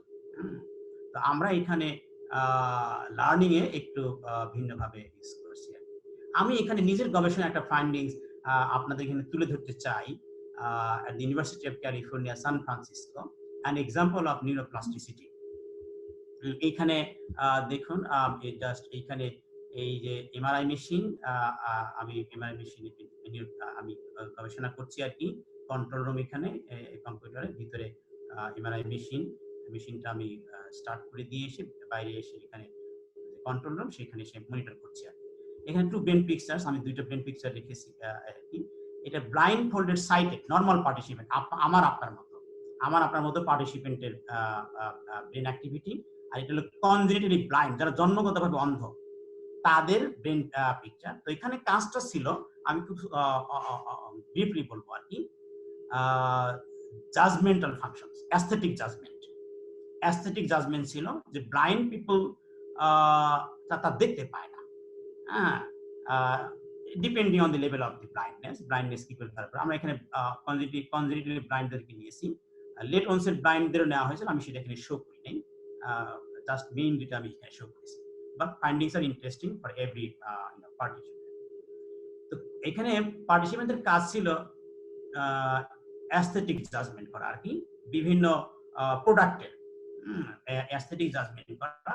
দেখেন ইন্টারেস্টিং, ভেরি ইন্টারেস্টিং ফাইন্ডিংস, যে ব্লাইন্ড পার্টিসিপেন্ট যারা, তাদের ফ্রন্টাল এরিয়াটা strongly activated, frontal area of the brain strongly activated. On the other hand, in the blind participant, there is no activation in the frontal area. The activation has been shifted to the visual area. পিছনে চলে গেছে আর কি, visual এরিয়াতে চলে গেছে blender দেখতে পায় না, তার মানে কি ভিজুয়াল ব্রেনটা বসে নাই, ফাংশনটা যেটা ফ্রন্টাল লোব করার কথা, অর্থাৎ executive functions, decision making function, judgmental functions, সেই ফাংশনটা কিন্তু ব্লাইন্ডের ফ্রন্টাল লোব থেকে চলে গেছে, শিফটেড হয়ে ব্লাইন্ডের ওই যে because of neuroplasticity, brain has the capacity to reorganize its functions. হ্যাঁ, ফাংশনগুলো রিঅর্গানাইজ করার ক্ষমতা ব্রেনের আছে। এবং common area of activation somatosensory area, somatosensory area, এই দুই এরিয়া কিন্তু ব্লাইন্ডদের ক্ষেত্রে এবং সাইটেডদের ক্ষেত্রে কিন্তু common area of activation, but the difference is here in the sighted participants the frontal area was strongly activated, where in the blind the visual cortex is strongly activated. এখন আমি আমার সুপারভাইজারের সাথে আমরা একটা মডেল দাঁড় করাচ্ছি, এটা একটা থিওরি দেওয়ার চেষ্টা করছি আমরা আর কি এই এরিয়াতে। সো আমি জাস্ট এই এক্সামিনেশনটা এখানে এক্সাম্পলটা পুট করেছি, just an example of neuroplasticity, research based example, যেহেতু নিজে রিসার্চ করেছি সেই জন্য এটা রাখা আর কি। ওকে, দেন ওকে, সো লিডারশিপের ক্ষেত্রে দেখেন, focusing the mind on identifying and creating new leadership behavior.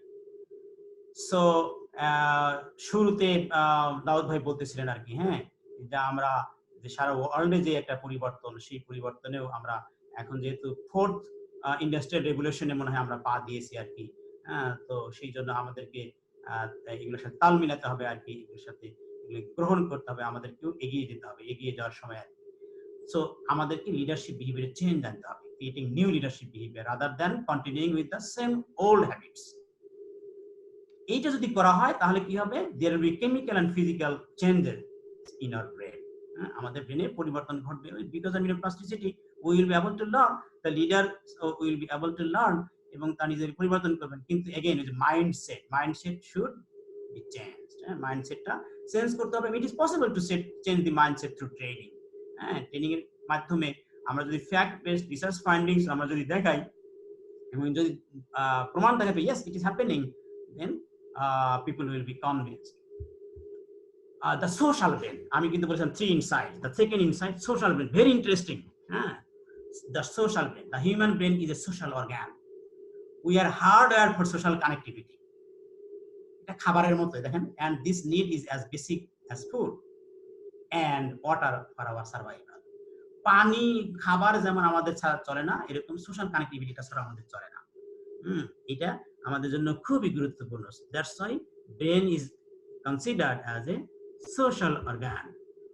দেখেন সোশ্যাল পেইন, যদি এটা যদি social organ, social respect, social value, এগুলো যদি আমরা না পাই, if we are rejected in the organization we are working at, আমরা যে রিসার্চ আছে সেখানে যদি আমরা এগুলো না পাই তাহলে কি হবে দেখেন, the social and physical pain share the same neural circuitry. গবেষণা করে দেখা গেছে, আমি পরের স্লাইডে দেখাবো, গবেষণা করে দেখা গেছে ব্রেনের একই এরিয়া আপনাকে ফিজিক্যালি পেইন করলে যে এরিয়া অ্যাক্টিভেটেড হয়, আপনাকে সোশ্যালি রিজেক্ট করলে, আপনার সোশ্যাল রেসপেক্ট করলেও একই এরিয়া অ্যাক্টিভেটেড হয়। Very interesting. when you threaten a colleague's social standing or social self perception, you inflict pain that to the brain feels the same as a painful physical encounter. দেখেন এরপরই আছে, দেখেন social pain equal to physical pain. Research findings 2003 সালে পাওয়া গেছে। দেখেন কি এখানে কি পাওয়া গেছে, this the upper two brain pictures, indicate the activated areas in the brain for social pain. যখন কাউকে social participant কে রিসার্চ যারা পার্টিসিপেট তাদেরকে সোশ্যালি পেইন দেওয়া হয়েছে, তাদের এই dorsal anterior cingulate cortex, this one is the right ventral prefrontal cortex, এটা activated হয়েছে। দেখেন একই, this is very interesting, physical pain তাদেরকে দেওয়া হয়েছে একই এরিয়া, দেখেন একই পজিশন আছে, একই area, dorsal anterior cingulate cortex and right ventral prefrontal cortex, এটা কিন্তু অ্যাক্টিভেটেড হয়েছে।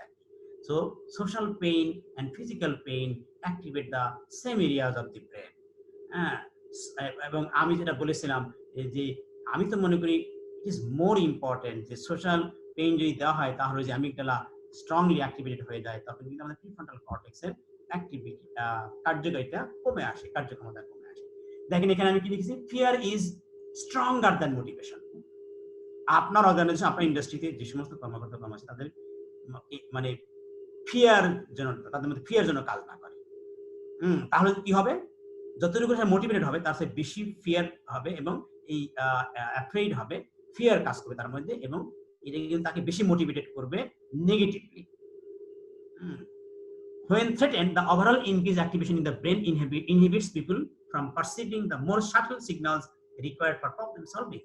So problem solve করার জন্য যে ইনসাইট দরকার, সেই ইনসাইটফুল থিংকিংটা কিন্তু ইনহিবিটেড হবে বিকজ অফ ফিয়ার। ওই যে amygdala will be, amygdala staff very important guy in the brain. Amygdala activated এবং amygdala যদি overactivated হয়, you see increase the likelihood accidental connections. Connection to accidental হবে। এখানে connections বলতে neural connection be accidental, which is not an effective connection. এটা কিন্তু fruitful কোনো connections না, অর্থাৎ আপনার যে সার্ভিস সেই সার্ভিসটা ভালো হবে না। There is a tendency to err on the safe side, shrinking from opportunities. তাহলে কি হবে, সে সময় নিজেকে সেফ সাইডে রাখার চেষ্টা করবে আর কি। As they are perceived to be more dangerous, people become more likely to react defensively to stimuli. তখন নিজেকে ডিফেন্স করার চেষ্টা করবে সে আর কি। তো ডিফেন্সিভ বিহেভিয়ার কিন্তু কোনো ডিফেন্সিভ মেন্টালিটি কিন্তু কখনোই ভালো সার্ভিস দেয় না। On the other hand, reward meeting expectations generates an increase in dopamine levels in the brain, a reward response. এটা কিন্তু আমাদের জন্য ভালো আর কি, রিওয়ার্ডের কথা। So the third insight is balancing threat and reward. There should be a balance. Third insight, our brains detect the threat and reward content of every experience we encounter, mostly subconsciously, and we behave in accordance with its assessment. Brain কিন্তু সারাক্ষণ assess করে, বললাম amygdala staff একটা আছে, সে সারাক্ষণ assess করবে, every interaction will be evaluated assessed by the amygdala. আপনি আমার সাথে কিভাবে ইন্টারঅ্যাক্ট করছেন, is it threatening or rewarding, এইটা সেটা আমাদের কিন্তু ব্যালেন্স করতে হবে আর কি। Both threat and reward are primary motivators. We avoid threats and we approach rewards. This becomes a fundamental premise in understanding what is driving behavior in the workplace. কিন্তু খুবই গুরুত্বপূর্ণ। ওকে, দেন I am going to discuss about implications. আমি প্রায় শেষের দিকে চলে আসছি আর কি।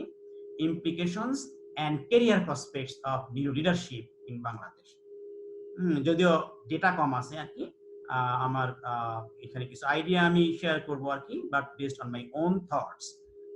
যারা আপনারা হয়তো কমেন্টস এবং কোশ্চেন্সে ইনভলভ হবেন তারা হয়তো আরো কিছু শেয়ার করতে পারবেন আর কি। ইমপ্লিকেশনস অফ নিউরো লিডারশিপ, বাংলাদেশের প্রেক্ষাপটে আর কি। সো এই মুহূর্তে আমাদের নিউরো সায়েন্টিস্টের সংখ্যা বাংলাদেশে খুবই কম। ডাক্তাররা হয়তো সেখানে আছে, তাদের জগৎটা এরিয়াটা ভিন্ন আর কি। আমি এখানে রিসার্চ হিসেবে আমি আছি, আমার দু একজন কলিগ বিদেশ থেকে এসেছেন, একজন কলিগ এখনো বিদেশে আছেন। আশা করি আমাদের কিছু রিসোর্স পারসন ম্যান পাওয়ার হয়ে যাবে, কিন্তু এই মুহূর্তে আমাদের এইভাবে we are not producing any graduate in leadership. But আমাদের ঢাকা বিশ্ববিদ্যালয়ে আমাদের যে এমএসসি ইন সাইকোলজি, সেখানে নিউরো সায়েন্স একটা কোর্স, আমি জাপান থেকে পিএইচডি করে আসার পরে আমি একটা কোর্স চালু করেছি, ইন্ট্রোডিউস করেছি। 2010 সালে আমি জাপান থেকে আসছি বাংলাদেশে। most probably as far as I remember 2011 সাল থেকে এটা চালু করেছি, still it is ongoing, এই নিউরো সাইকোলজি কোর্সটা এখনো আছে। মানে এটা এমএস এর একটা মাত্র কোর্স আর শুধুমাত্র নিউরো লিডারশিপের ডিগ্রি দেয়, এটা এখনো চালু হয় নাই। In future, in the long run এটা আমার মনে হয় একসময় হয়তো হবে, আমরা আশা করবো, চেষ্টা করবো আর কি। আমাদের আরো কিছু কলিগই হলে হয়তো নিউরো সায়েন্স আমরা চিন্তা করতে পারি এই যে নতুন কিছু করার আর কি, so that we can give effective service to the organizations. But at the moment we can arrange training program, neuro leadership training যদি প্রোগ্রাম অ্যারেঞ্জ করা যায় তাহলে neuro leadership training can promote effective leadership development, effective management practices, personal motivation, employee motivation. আমার ধারণা সবার পরিচয় আছে এর সাথে, personal motivation, work engagement, team work and collaboration, এটা সবই কিন্তু প্রমোটেড হবে। Human resource development which is necessary actually in every organization, in every industry. Innovation in organisation, অবশ্যই এটা একটা, আমি যে টপিকে কথা বলছি এটা ইনোভেশন আনা সম্ভব আর কি, if we want to bring the change. Organisational growth overall, as a result organisational productivity and growth, এগুলো কিন্তু সবই প্রমোটেড হবে আর কি। অ্যান্ড দেন প্রসপেক্টস, যেটা আমি অলরেডি বলেছি যে এই মুহূর্তে আমাদের ওইরকম নিউরো লিডারশিপে গ্রাজুয়েট ওইভাবে নেই। আমরা কিছু ব্যক্তি আছি যারা প্রশিক্ষণ প্রাপ্ত। ইউএসএ তে আমি 2 বছরের পোস্টডক্টরাল ট্রেনিং নিয়েছি, আমার কিছু কলিগ আছে যারা 1-2 বছরের ট্রেনিং নিয়েছে, পিএইচডি করেছে একজন নিউরো সায়েন্সে, she is now doing her master degree করেছে, she is now doing her PhD in the United Kingdom. Okay, so as we are entering into the 4th industrial revolution, organizations are rapidly adjusting to new dynamics of the work environment. এই ইনফরমেশনটা আমি দাউদ ভাইদের email থেকে, ওখান থেকে আমি, আমার জানা ছিল না আসলে ইন্ডাস্ট্রিয়াল 4th রেভলিউশন আমরা কি করেছি, ওখান থেকে আমি নিয়েছি, কারণ আমার জানা ছিল না, ইনফরমেশন আমাদের জানা দরকার। সো ইয়ং পিপল, অনেক ইয়ং পিপল এখন ইন্ডাস্ট্রি এবং বিভিন্ন অর্গানাইজেশনে জয়েন করছে। So the industries and organizations are in need of human resources having the capacity to lead teams and organizations effectively and competitively. Yes, competitively, not only effectively, competitively. Competitively not only locally but also globally. এটা কিন্তু আমাদের মনে রাখতে হবে যে আমাদের market অন্যরা দখল করে নেয়, তাই না? এটা একটা কম্পিটিশনের বিষয় আর কি, কম্পিটিটিভলি। সো যেটা হতে পারে career prospects of neuro leadership, সেটা নিউরো গ্রাজুয়েটস যদি আমরা ভবিষ্যতে যদি এরকম তৈরি করতে পারি, but at present other graduates who will receive training in neuro leadership, তাদের জন্য আমরা ট্রেনিং এর ব্যবস্থা করতে পারি ইন নিউরো লিডারশিপ। অন্য গ্রাজুয়েটসরা can be employed in both public and private organizations as below, বিভিন্ন অর্গানাইজেশন তারা কিন্তু কাজ করতে পারে। এটা কিন্তু যে মাইন্ডসেটের উপর নির্ভর করছে, অর্গানাইজেশনগুলো, ইন্ডাস্ট্রিগুলো ওইভাবে তাদের মাইন্ডসেট চেঞ্জ করে, ইয়েস আমাদের এই ধরনের দরকার, তাহলেই কিন্তু possible. Business sector including industries, banks, education sector including schools, college, universities, health sector, sports sector, আমি জাস্ট মেজর ডোমেইনগুলো উল্লেখ করেছি, এখানে সেক্টরগুলো উল্লেখ করেছি। এর ভিতরে অনেক কিছু আসতে পারে, কনসাল্টিং এন্ড ট্রেনিং ইনস্টিটিউটস, এই জিনিসগুলো, এগুলোতে কিন্তু তারা সার্ভিস দিতে পারবে। তারা নিজেরা যেমন এমপ্লয়েড হয়ে নিজেরা রুজি রোজগার করতে হবে, একইভাবে আমাদের অর্গানাইজেশনগুলো কিন্তু বেটার সার্ভিস পাবে, বেটার প্রোডাক্ট এবং ডেভেলপ করতে পারবে, এবং কম্পিটিটিভলি কিন্তু এগিয়ে যেতে পারবে আর কি, not only locally but also globally. So সেই জন্য আমি এখানে একটা কথা লিখেছি, we grow more when we believe in change. Let us change our organizations and grow the country. Finally, thank you for your attention and listening to my talk. Questions or comments, highly appreciated. Thank you sir, এত সুন্দর করে ডিটেইলে আমাদেরকে neuro science এবং neuro লিডারশিপটা বোঝানোর জন্য। I think better okay ঠিক আছে, ওকে ম্যাডাম প্লিজ প্রসিড। না স্যার, আপনি যদি কিছু অ্যাড করতে চান। না ঠিক আছে, আমি ভেবেছিলাম যে স্লাইডটা স্টপ করা যাবে না, তো কেউ যদি কোশ্চেন আমাকে দেখতে হয় আবার, ঠিক আছে আসুন। হ্যাঁ বলেন। জি স্যার, সো হচ্ছে যে আমরা তো এনরো ট্রেনিং প্রোভাইড করছি।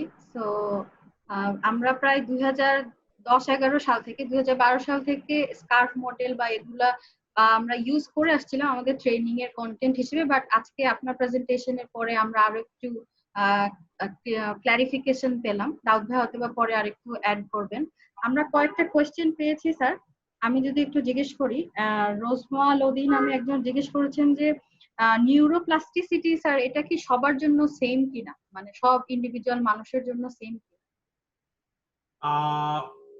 It is a difficult question. Same bolte question is not clear to me actually. Sir এটা বলেছে যে Every brain is আমি বলছি every brain is plastic. Plastic means if there is a change in the environment we can adapt. হ্যাঁ, সেটা training হোক, ওই যে আমি বললাম আপনার যদি কোথাও ইনজুরি হয় the brain can adapt because of the generation of new neurons. এখন প্রশ্ন করা হয়েছে যে সবার এক কিনা, it depends on age. হ্যাঁ, এখন বৃদ্ধ বাচ্চাদের নিউরোপ্লাস্টিসিটি বেশি হবে, যার জন্য আমরা কি বলি ছোট বাচ্চাদের আপনি যেভাবে যা শিখাবেন তাই কিন্তু তারা শিখতে পারবে। একটা ছোট বাচ্চা কোরআনে হাফেজ হয়, আমি আপনি হয়তো পারবো না। হ্যাঁ, কারণ কি তার মানে বাচ্চাদের নিউরোপ্লাস্টিসিটি সবচেয়ে বেশি। It is a good question.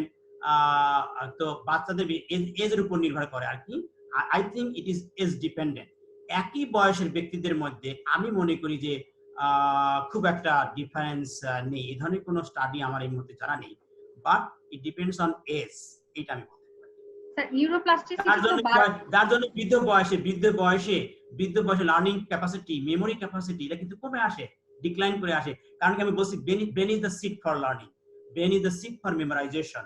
তাহলে নিউরোপ্লাস্টিসিটি কমে আসে বলেই বৃদ্ধ বয়সে আমাদের কিন্তু এই মেমোরাইজেশন ক্যাপাসিটি, লার্নিং ক্যাপাসিটি কমে আসে। ওকে স্যার, আপনি অ্যাবসলিউটলি রাইট স্যার। আমার কিছু স্টাডি পড়া আছে এই ব্যাপারে। সো একটা তো ব্রেনের সঙ্গে এক ধরনের বয়সের সাথে এক ধরনের সম্পর্ক আছে, বাট রিসেন্টলি অনেক গবেষণা বলছে যে ব্রেন ইজ অ্যামেজিং। সো এটা অনেক দিন পর্যন্ত আসলে শিখতে পারে। সো নিউরোপ্লাস্টিসিটির উপর এখন অনেক বেশি গুরুত্ব দেওয়া হচ্ছে। একটা খুবই পপুলার রিসার্চ আছে লন্ডনের ক্যাবিদের উপর যারা ট্যাক্সি চালায়। তো দেখা গেছে যে বিকজ লন্ডন শহরে ট্যাক্সি চালানো খুবই কমপ্লিকেটেড, রাস্তাঘাট খুবই মানে জড়ানো, নিউ ইয়র্কের মতো ওরকম না, সহজ না। তো ওখানে দেখা গেছে যারা দীর্ঘদিন ধরে যে ট্যাক্সি ক্যাব চালায় তাদের ব্রেনের স্ট্রাকচার আর যারা নতুন ক্যাব চালায় তাদের স্ট্রাকচারে পার্থক্য। তো ওটা কোরিলেশন যে এটা দীর্ঘদিন প্র্যাকটিস করার কারণে তাদের ব্রেনের এই নিউরোপ্লাস্টিসিটিটা হয়েছে, চেঞ্জ হয়ে গেছে। ইয়েস, চেঞ্জ হয়ে গেছে, ফাংশনাল চেঞ্জ হয়েছে, স্ট্রাকচারাল চেঞ্জ হয়ে গেছে, নিউরাল লেভেলে চেঞ্জ হয়ে গেছে। তবে আপনি যেটা বলতেছিলেন দাউদ ভাই, ওইটাই, that is true. At every age level প্রত্যেক বয়সে নিউরোপ্লাস্টিসিটি আছে, কম আর বেশি, কিন্তু বৃদ্ধ বয়সে কমে যায়, যার জন্য আমাদের ক্ষমতাও কিন্তু কমে যায়, একদম রিলেভেন্ট কিন্তু এবং যুক্তিসঙ্গত। এই জন্য আমাদের ক্ষমতা কিন্তু কমে আসে আর কি, মেমোরাইজেশন ক্যাপাসিটি, লার্নিং ক্যাপাসিটি কমে আসে, বিকজ নিউরোপ্লাস্টিসিটি ডিক্লাইনস উইথ এজেস। আমরা স্যার ওই অর্গানাইজেশনের ক্ষেত্রে যেটা দেখি যে এক্সিকিউটিভরা সো তারা যে সময়টা কর্মক্ষম থাকে, এটা হচ্ছে যে একটা অসাধারণ একটা সময় যে তারা তাদের পুরাতন কোনো হ্যাবিট যদি চেঞ্জ করতে চায়, নতুন কোনো গ্রোথ মাইন্ডসেটে হ্যাবিট যদি তারা তৈরি করতে চায়, তাহলে তারা অনেকটাই আশ্বস্ত হতে পারে স্যার আপনার কথা শুনে, যে তারা চেষ্টা করলে তাদের ভালো অভ্যাস এবং ভালো মাইন্ডসেট তারা তৈরি করতে পারবে। অবশ্যই পসিবল, অবশ্যই পসিবল, অবশ্যই possible. Okay, thank you. Rozma Lodi পরিচিত মনে হচ্ছে, she is my student I think, maybe, অথবা অন্য কোনো রোজমা লোদি আছে। Anyway, good question, thank you. আচ্ছা স্যার, আরেকজন কোশ্চেন করেছেন কাবিরুল আলম নামের, যে what are the few ways to find a balance between threat and reward, মানে রিওয়ার্ড আর থ্রেটের মধ্যে ব্যালেন্সটা করবে কিভাবে?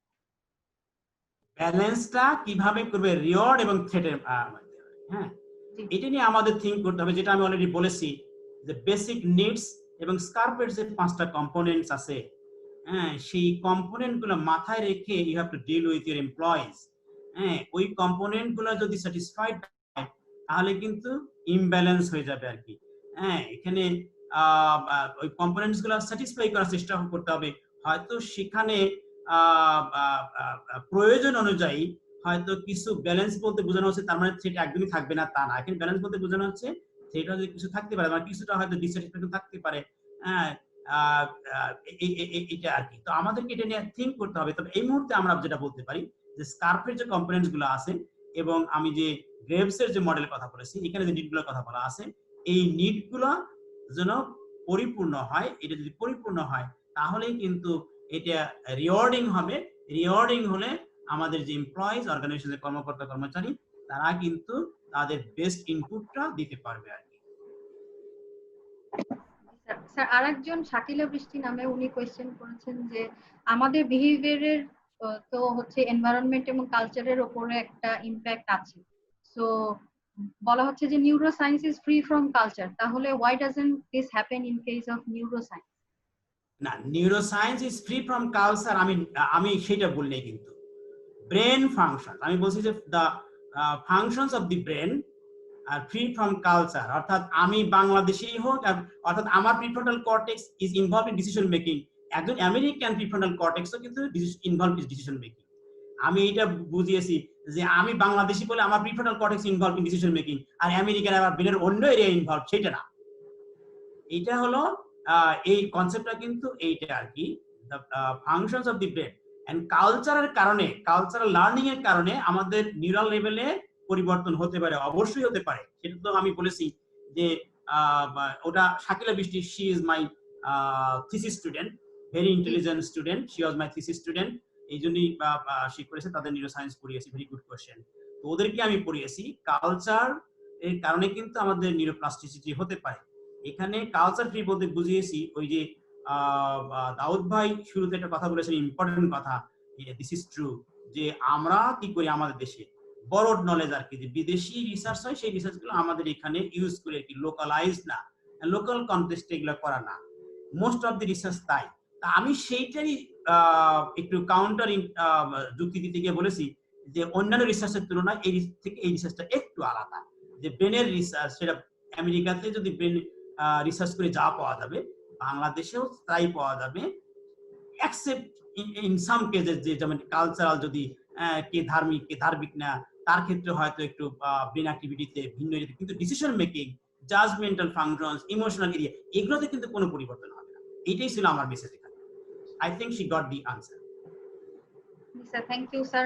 শামসুল্লাহ নামে স্যার আরেকজন জিজ্ঞেস করেছে, যেটা আমারও স্যার একটা কোয়েশ্চেন ছিল, যে ঢাকা ইউনিভার্সিটিতেও ডিপার্টমেন্ট অফ সাইকোলজি আছে, তো আজকের এই সেশনটার পরে যেমন তার মনে কোয়েশ্চেন এসছে যে নিউরো লিডারশিপ বা নিউরো সায়েন্সের এই কিছু অংশ কি বিজনেস ডিসিপ্লিনে মানে ইনকর্পোরেট করা যায় কিনা আন্ডার গ্রাজুয়েট লেভেলে বা গ্রাজুয়েট লেভেলে?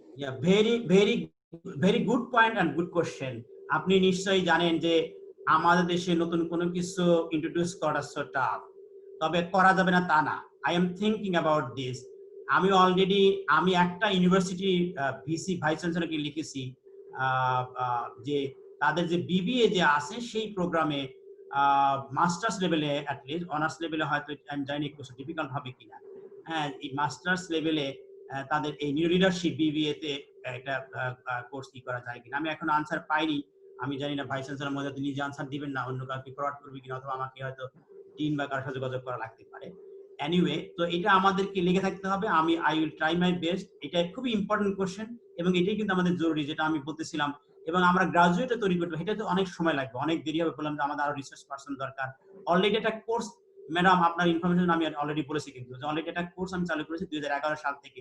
ওই কোর্স চালু করতে গিয়েই হোঁচট খেয়েছিলাম অনেক, কিন্তু ফাইনালি আই ওয়াজ সাকসেসফুল। প্রথমে 50 মার্কসের একটা কোর্স ছিল, পরে 100 মার্কসের কোর্সে রূপান্তর করতে সক্ষম হয়েছি। ইনিশিয়ালি যদিও অনেক বাধা বিপত্তি আসছে, সো এটা আমার মনে হয় পারবো। এখন আমার ডিপার্টমেন্টই আমি বলি, এটাতে বিবিএর কথা বলেছে, বিজনেস স্টাডিজ, আসলে এটা খুবই দরকার। আমি অ্যাপ্রিশিয়েট করি প্রশ্নকর্তাকে। আমার ডিপার্টমেন্টে আমি চিন্তা করছি যে আমরা এরকম করতে পারি, আমাদের কিছু অপশনাল কোর্স থাকে। হ্যাঁ, আমাদের নিউরো সায়েন্স আছে কম্পালসারি কোর্স, নিউরো সায়েন্সের পাশাপাশি নিউরো লিডারশিপ একটা কোর্স অপশনাল কোর্স হিসেবে যারা ইন্টারেস্টেড হয় তারা এদিকে আসবে। I am thinking about that, দেখি দেখা যাক। স্যার আরেকটা কোয়েশ্চেন এসছে যে if we become aware of our stuck neural patterns as a leader, it will create the conditions for success in any organization. এটা কি স্যার ঠিক কিনা, যে আমি যদি বুঝতে পারি যে আমার স্টাক নিউরালের প্যাটার্নটা, তখন কি আমি লিডার হিসেবে ওটা নিয়ে কাজ করলে এটা কি স্যার মানে চেঞ্জ করা পসিবল কিনা বা এটা হেল্প করবে কিনা? নিউরাল প্যাটার্নের কিন্তু কথা এখানে বলা হয়নি।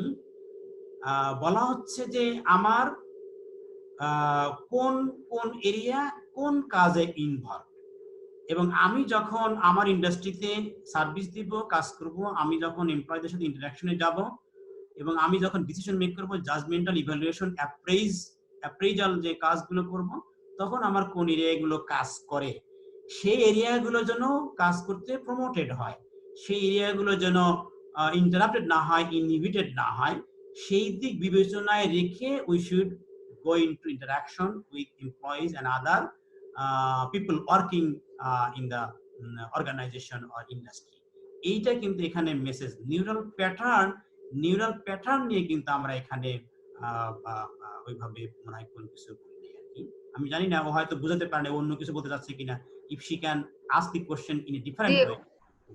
আপনি যদি থেকে থাকেন উম্মে কাউসার, আপনি জিজ্ঞেস করতে পারেন যে আমরা কি কোশ্চেনটা আপনার ঠিকমতো উম্মে কাউসার, I see, হ্যাঁ, she is also university teacher, my colleague, and she was my student. I appreciate. ওকে, ঠিক আছে, যদি অন্যভাবে করে অথবা আমার যদি আনসার পেয়ে থাকে তাহলে তো হবে।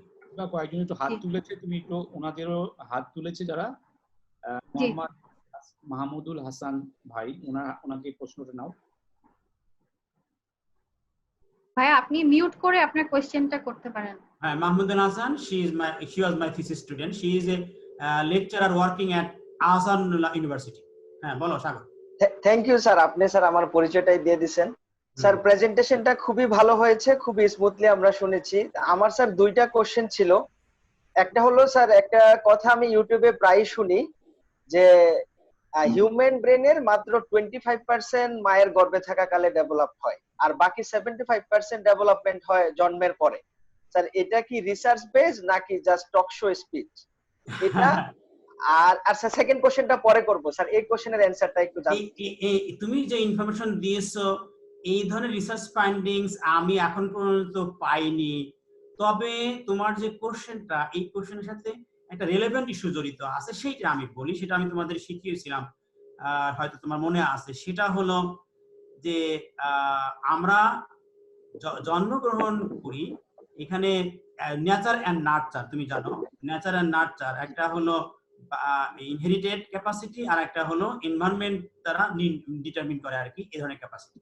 তো বলা হয় যে আমরা ইনহেরিট করি, হয়তো মনে করো যে আমি খুব সিম্পল ভাষায় বলি যে ইন্টেলেকচুয়াল অ্যাবিলিটির কথা চিন্তা করি, যে ইন্টেলেকচুয়াল ফাংশনিং ক্যাপাসিটি, সেইটা আমি ইনহেরিট করি। হয়তো আমার বাবা মার কাছ থেকে আমি ম্যাক্সিমামটা আমি পাই, হয়তো আমার 140 বা 150 আমার আইকিউ হওয়ার কথা। এনভায়রনমেন্ট উইল ডিটারমিন যে আমি ওই লেভেলের কোথায় গিয়ে পৌঁছাবো। আমি কি 140 আইকিউ সম্পন্ন হব, নাকি আমি 100 বা 90 পর্যন্ত হব। This will be determined by the environment. অর্থাৎ বায়োলজিক্যাল ফ্যাক্টরস ডিটারমিন ম্যাক্সিমামটা তুমি কত দূর পর্যন্ত যেতে পারো, how the level you can reach. হ্যাঁ, and it is the environment that will determine যে তুমি আসলে বাস্তবে কতটুকু পৌঁছাতে পেরেছো। এখন তুমি বাবা মার কাছ থেকে ইনহেরিট করেছো, বায়োলজিক্যালি পেয়েছো তোমার আইকিউ এর 140, এমন একটা এনভায়রনমেন্ট পেয়েছো, জঘন্য একটা এনভায়রনমেন্ট পেয়েছো।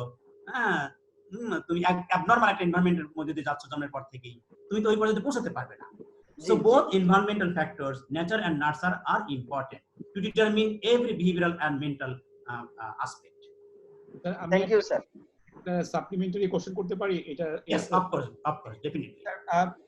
নিউট্রিশন ইনটেকের সাথে, স্পেশালি ফ্রম চাইল্ডহুড, নিউট্রিশন ইনটেকের সাথে আমাদের ব্রেনের ডেভেলপমেন্ট এবং পরে কগনিটিভ এবিলিটি বা অন্যান্য কিছু সম্পর্ক কতটুকু রিসার্চ দ্বারা প্রমাণিত? Right, very good question. Of course, environment যে বলেছি, নিউট্রিশন কিন্তু যে পার্ট অফ এনভায়রনমেন্ট। আপনি আপনার শিশুকে, সন্তানকে, তার মানে আপনি জন্মগ্রহণ করার পরে পৃথিবীতে আসার পর যা যা পেয়েছে, নিউট্রিশন ফুড, খাবার দাবার, হ্যাঁ, ইমোশনাল এনভায়রনমেন্ট, পরিবারে বাবা মা সারাক্ষণ ফাইট করছে in front of the child, হ্যাঁ, মেন্টালি আনহেলদি এনভায়রনমেন্ট। হ্যাঁ, এখানে এনভায়রনমেন্ট বলতে পুরো এনভায়রনমেন্ট বোঝাচ্ছে, ইমোশনাল এনভায়রনমেন্ট, হ্যাঁ, আপনি কি ধরনের ফুড দিচ্ছেন, তার নিড পূরণ করছেন কিনা, এডুকেশন, হ্যাঁ, তার বেসিক নিডস পূরণ করছেন কিনা, এটা সবই কিন্তু এনভায়রনমেন্টের পার্ট।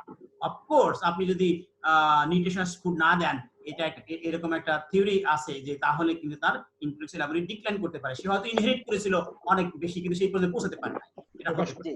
এটা আমাদের মতো গরিব দেশে তো এটা একটা বড় সমস্যা যে যেহেতু এখানে আমাদের স্কুলে ওরকম খাবার বা টিফিনের ব্যবস্থা নাই, অনেক গরিব ছেলে মেয়ে পড়ে, দেখা যাচ্ছে দীর্ঘ সময় ধরে তারা আসলে তাদের ক্যাপাসিটিটা গ্রো করতে পারে না। রাইট, ক্যাপাসিটিটা গ্রো করতে পারে না। এই জন্য আপনি একটা গরিব ছেলে দেখেন, আপনি যদি কখনো সে একটা ভালো সুযোগ পেয়ে যায় সেখানে কিন্তু ভালো করে, তার মানে কি তার মেকানিজমটা তার ব্রেনে ছিল, যখনই সে এনভায়রনমেন্ট পেয়ে গেছে তখনই সে পোস্টার করছে, বুস্টিং হচ্ছে আর কি, বুস্টিং হচ্ছে বিকজ তার বীজটা তার ভিতরে ছিল আর কি, এনভায়রনমেন্ট না পাওয়ার কারণে অবদমিত ছিল, যখনই পেয়ে গেছে তখনই কিন্তু এটা পোস্টার করছে।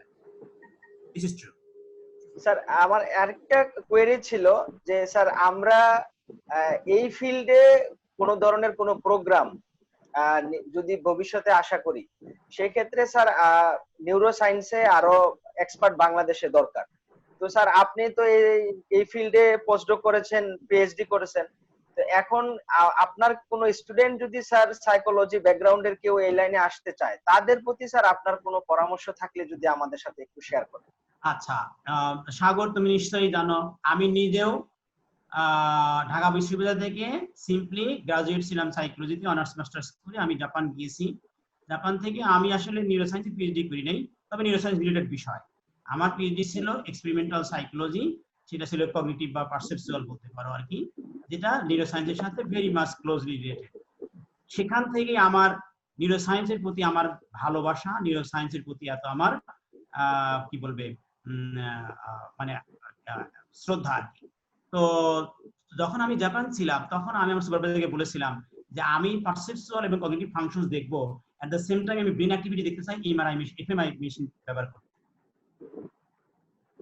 চাই। তো আমার সুপারভাইজার সেটা আমাকে তখন টু স্পিক ফ্রাঙ্কলি আমাকে করতে দেয় নাই। তিনি বলেছেন যে দেখো তুমি তো বাংলাদেশের থেকে আসছো, তুমি তো প্রোগ্রামিং জানো, কম্পিউটার প্রোগ্রামিং, তুমি কম্পিউটার প্রোগ্রামিং শিখে এফএমআই শিখে এগুলো এত কিছু করে রিসার্চ করে পিএইচডি করা, it will be very hard, এবং দেখা ডিগ্রি না নিয়ে ফেরত যেতে হচ্ছে তোমাদের দেশে। তো সেই জন্য আপাতত তুমি এফএমআই দেওয়ার দরকার নাই, তুমি এখন এক্সপেরিমেন্টাল সাইকোফিজিক্যাল মেথডে সীমাবদ্ধ থাকো, ভবিষ্যতে তুমি পেতে পারো। তো সেইটা আমি সাইকোফিজিক্যাল মেথডে আমি কম্পিউটার প্রোগ্রামিং শিখেছি, কম্পিউটার আমি সি প্লাস প্লাস শিখেছিলাম, তোমাদের বলেছিলাম মনে হয়। আমি আমেরিকা দিকে পরবর্তী ম্যাটল্যাব শিখেছি, এগুলো লাগে আর কি এই অ্যাডভান্স রিসার্চ গুলোতে। তো সেখান থেকে করে এসে আমার যে রিসার্চ ফাইন্ডিংস গুলো ওগুলো আমি সবসময় চেষ্টা করেছি বিহেভিয়ারাল রিসার্চ ফাইন্ডিংস কিন্তু নিউরাল লিঙ্ক দেওয়ার। পরে আমাকে আল্লাহ তাআলা আমাকে আমেরিকাতে একটা ডিরেক্টলি নিউরাল রিসার্চ করার একটা সুযোগ দিয়েছেন, আলহামদুলিল্লাহ সেই সুযোগ আমি পেয়েছি, যেটা আমি জাপানে পাইনি। তো এখন psychology very much related to neuroscience, এবং তুমি দেখবে বিদেশে যখন নিউরোসায়েন্স কিন্তু ওয়ার্ল্ডকে লিড করছে আর কি। আমার মনে হয় দাউদ ভাই এগ্রি করবেন আর কি, বায়োলজিক্যাল সায়েন্সে নিউরোসায়েন্স সারা ওয়ার্ল্ডকে এখন লিড করছে আর কি। সেখানে অনেক প্রচুর স্কলারশিপ আছে, বিভিন্ন অপরচুনিটি আছে। এখন সেগুলোতে কিন্তু সাইকোলজির কথা উল্লেখ থাকে, বলা হয় কম্পিউটার সায়েন্স, সাইকোলজি বিভিন্ন রিলেটেড। কম্পিউটার সায়েন্স কেন চাই? কারণ প্রোগ্রামিং লাগে, হ্যাঁ, এফএমআই মেশিনের জন্য কম্পিউটার সায়েন্সের লোক দরকার। তো সেই জন্য ওরা কিছু এরিয়াতে সেখানে সাইকোলজি আছে, এবং সাইকোলজি কিন্তু খুবই গুরুত্বপূর্ণ একটা সাবজেক্ট। সেজন্য তোমাদের কিন্তু সুযোগ আছে বিদেশে গিয়ে সাইকোলজি, মানে এটা এমন একটা এরিয়া যে তুমি সুইচ করতে পারবা আর কি ওই এরিয়াতে, যেটা যেমন আমি করেছি। নাইমা নিগার তুমি জানো, তোমারই classmate Naima Nigar, she is now doing her PhD in the United Kingdom. She received her second master degree in neuroscience from UCL, University College London, সেখান থেকে এখন সে পিএইচডি করে সেখানে। এটা কিন্তু পসিবল। তুমি জানো আমাদের আরেকজন কলিগ বৃষ্টি, সে আমার থিসিস স্টুডেন্ট ছিল, she also received her second master degree in neuroscience. She did her animal research not neuroscience আর কি, from Germany, এবং তার যে সুপারভাইজার সে বিখ্যাত আর কি গুন্টার কুন। সেই গুন্টার কুনের আর্টিকেল আমি সমালোচনা করে আমি একটা আর্টিকেল লিখেছি, সেটা আমার আর্টিকেলটা বিখ্যাত জার্নালে পাবলিশ হয়েছে। এটা কিন্তু পসিবল, এবং তোমরা তারা ইন্টারেস্টেড, তুমিও আমি যতদূর জানি এক্সপ্লোর করতেছো নিউরোসায়েন্সে কিছু কাজ করার জন্য বিদেশে, তুমি এক্সপ্লোর করছো। এবং আমার যারা ফেলো কলিগস, ফেলো এবং স্টুডেন্ট যারা আছে, যে শাকিলা বৃষ্টি যেটা বললো এবং আরো অনেকে আছে, তারা কিন্তু এই এরিয়াগুলোতে খুব ইন্টারেস্টেড আমাকে বলেছে, এবং তারা সম্ভবত ট্রাইও করছে। এবং তুমি জানো আশা আমার আরেকজন thesis student, she is now also in the United Kingdom, সে শেয়ার্ড কমনওয়েলথ স্কলারশিপে ইউনাইটেড কিংডমে, সে চাইল্ড ডেভেলপমেন্টে, কিন্তু এটা কিন্তু নিউরোসায়েন্সের সাথে রিলেটেড বিষয়, সেই এরিয়াতে কিন্তু মাস্টার ডিগ্রি করছে। সো এটা কিন্তু পসিবল, এবং অনেক সম্ভাবনাময় একটা এরিয়া, এবং we have lots of opportunities to contribute.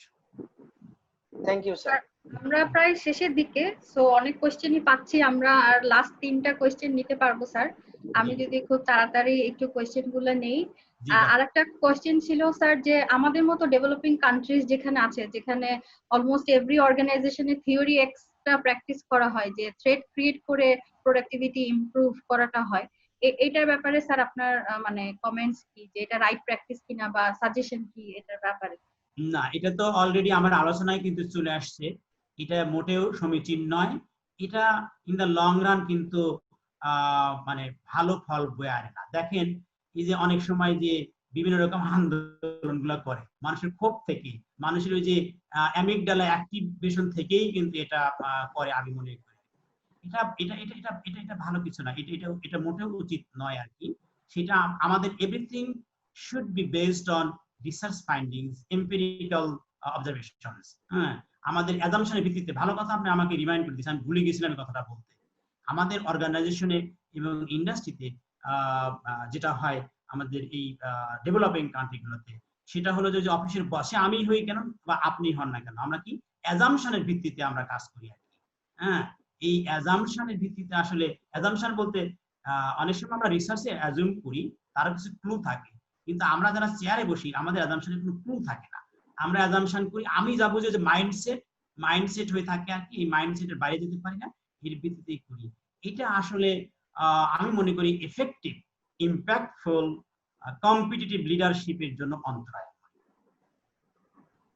G sir, thank you sir. আর স্যার আরেকটা কোশ্চেন নাইমা নিগার ম্যাডামই আমাদেরকে করেছেন, ঢাকা ইউনিভার্সিটির যে সাইকোলজি ডিপার্টমেন্টের। উনি জানতে চেয়েছেন, she was my thesis student and she is now my colleague. She received her second master degree in neuroscience and now she is doing her PhD in the United Kingdom. G ma'am question করেছে যে as a developing country like Bangladesh, যেখানে mental well-being is still neglected, how much this SCARF model would be applicable or is applicable? হ্যাঁ, এখন এটা কিন্তু আনসারটা হলো যে স্কার্প মডেলটা বলা হচ্ছে যে স্কার্প মডেলে 5টা কম্পোনেন্টস এর কথা বলা হয়েছে। এগুলো হলো মানুষের নিডের মতো বিবেচনা করা যায়। এই নিড গুলো পূরণ হতে হবে। এটা কিন্তু নাইমিনিকে যেটা বলছে মেন্টাল হেলথের সাথে ইন্টারলিঙ্ক। এই নিড গুলো পূরণ না হলে, আমি অলরেডি বলেছি কিন্তু আমার বক্তব্যে, যে psychological wellbeing, mental health will decline এই নিড গুলো পূরণ না হয়। তো যদি তার মানে কি, এটা ওতপ্রোতভাবে জড়িত। এই নিড গুলো পূরণ করলে মেন্টাল ওয়েলবিং কিন্তু ভালো হবে। তার মানে আমাদের মেন্টাল ওয়েলবিং নিয়েও কিন্তু আমাদের কাজ করা দরকার আর কি। যে স্ট্রেসফুল সিচুয়েশন, আমি কিন্তু বলেছি যে আপনি যখন পূরণ না হবে, আমি থ্রেট বলতে, থ্রেট টার্মটা আমরা অনেক এক্সট্রিম পর্যায়ে ব্যবহার করি, কিন্তু এখানে থ্রেট কিন্তু ওই যে কম্পোনেন্টস গুলো, ওগুলো পূরণ না হলে কিন্তু সেটা থ্রেট হিসেবে আপনার এমপ্লয়ি গ্রহণ করবে। এখন যদি থ্রেট হিসেবে নেয়, তাহলে ওই যে স্ট্রেসফুল সিচুয়েশনে সে থাকবে, তার subjective wellbeing, mental health will decline, ultimately তার service will decline, quality service পাবেন না, আপনি সে প্রোডাক্টিভলি থিঙ্ক করতে পারবে না, কমপ্লেক্স সিচুয়েশনে কাজ করতে পারবে না, ইনসাইট ডেভেলপ করতে পারবে না, ইনসাইটফুল থিঙ্কিং যেটা থটস, এইটা কিন্তু সে ডেভেলপ করতে পারবে না। সেই জন্য ও যে পয়েন্টটা রেজ করে, সেই প্রশ্নের আনসার আমি বলবো যে ইন্ডাস্ট্রি অর্গানাইজেশন গুলোতে এই স্ট্রেস, মেন্টাল হেলথ এগুলো নিয়েও কাজ করতে হবে আর কি। কারণ এগুলো সবই উই শুড ওয়ার্ক টুগেদার। এগুলো আসলে ওভারল্যাপিং এরিয়া, কিন্তু এই এরিয়াগুলো সবই কিন্তু আসলে ওভারল্যাপিং আর কি। মেন্টাল হেলথ কি, মেন্টাল হেলথ যদি আপনার মেন্টাল হেলথ আলটিমেটলি আপনার ব্রেন থেকেই আসতেছে আর কি, তাই নাকি? আপনার ব্রেনকে এফেক্ট করছে আর কি। ব্রেনকে এফেক্ট করছে মেন্টাল হেলথ। আপনার ব্রেন যদি ভালো থাকে, মেন্টাল হেলথ হবে না। ওই নিডগুলো পূরণ করেন, তাহলে মেন্টাল হেলথ ভালো থাকবে। এখন মেন্টাল হেলথের অন্যান্য দিক আছে কিনা? ইয়েস, অফকোর্স আছে। আমরা শুধু যখন একজন এমপ্লয়ি ইন্ডাস্ট্রিতে কাজ করছে, তখন তার যে নিডগুলো, সেগুলোর কথা বলছি। এর বাইরেও তো আছে, সেই মেন্টাল হেলথ গুলো দেখতে হবে। সেগুলো তো আমাদের আলটিমেটলি আসবে, ট্রেনিং এ আসবে বা রিসার্চ, সেগুলো তো আসবে আর কি। It's possible. জি স্যার, থ্যাংক ইউ। আমরা স্যার লাস্ট কোশ্চেনটা নিচ্ছি স্যার, এরপরে আমরা ক্লোজিং এ চলে যাব। যে লাস্ট কোশ্চেনটা স্যার এখন খুবই মানে রেলেভেন্ট একটা কোশ্চেন, যে what could be the top 3 behavioral strategies in neuro leadership to tackle uncertainties like COVID-19? Top 3 behavioral strategies G sir. Two তারপরে স্যার আনসার্টেন কোন সিচুয়েশন কে হ্যান্ডেল করার জন্য নিউরো লিডার যারা আনসার্টেন সিচুয়েশন হ্যান্ডেল করার জন্য you have to clarify the guidelines to your employee. You have, there should be no ambiguity.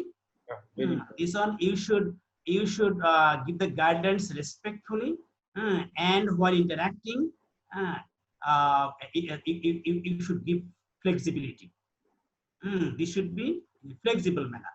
Flexible, rigid. আমাদের যে leadership পজিশনে যারা বসে আছি ম্যাক্সিমাম ক্ষেত্রেই তারা কিন্তু ফ্লেক্সিবল না, হ্যাঁ, এই ফ্লেক্সিবিলিটি থাকবে। I think he got the answer. Sir, thank you very much, sir, for the effective session. আমরা স্যার বলি ম্যাডাম, আমি একটু বলি ম্যাডাম, যেহেতু ওই যে আপনারা মানে মেনশন করেছিলেন 40 থেকে 60 মিনিট আমার প্রেজেন্টেশন, আমার স্লাইডে শুনতে হয়ে গেছিল 80, আমি সেখান থেকে কমিয়ে করেছি 60। ওই যে অনেক কোশ্চেন ছিল, আমি একটু আমার অনেক বিষয় আলোচনার ছিল যে যেগুলো একটু নিরোর বাইরে চলে যাচ্ছে আর কি, ইন্টারলিঙ্ক, কিন্তু ওগুলো আমি আমার নিরোনের দিকে বেশি ফোকাস করার চেষ্টা করেছি, অন্য দিকগুলো কম এনেছি কারণ সময়ের কারণে আর কি। ওনারা যত কোশ্চেন করেছে এই আনসার গুলো হয়তো ওখানে চলে আসতো, কিন্তু আমি ওগুলো ইনক্লুড করিনি, but I appreciate the questions. Thank you. জি sir, thank you very much sir, আপনি আমাদেরকে সময় দিলেন এবং আমি শিওর যে যারা আজকে অংশগ্রহণ করেছে তারা অনেক বেনিফিটেড হবে এবং লার্নিং নিয়ে যাচ্ছে এই সেশনটা থেকে। এবং অনেকেই দেখছি যে তারা মানে যারা স্টুডেন্ট জয়েন করেছিলেন তারা বলছে যে দে আর প্রাউড যে তারা এই ডিসিপ্লিনে পড়াশোনা করেছেন বা ফিউচারে ক্যারিয়ার পার্সিউ করতে চাচ্ছেন, যেটা কিনা ফিউচার স্টুডেন্টস যারা পড়তে চাচ্ছেন বা বিষয় সিলেক্ট করতে চাচ্ছেন তাদের জন্য অনেক হেল্পফুল হবে এই ডিসকাশনটা। আমি জাস্ট শেষ করব, আমি বলবো যে এই সেশনটা আজকে আমাদের এই নিউরো সায়েন্স নিয়ে সিরিজের প্রথম অংশটা ছিল। এরপরেও আমাদের উইকলি আরো 5টা সেশন আসবে, স্যার থাকবেন এবং ঢাকা ইউনিভার্সিটির আরো কয়েকজন প্রফেসর আমাদের সাথে থাকবেন। ওটা নিয়ে আমরা গ্র্যাজুয়ালি কমিউনিকেশনে যাব।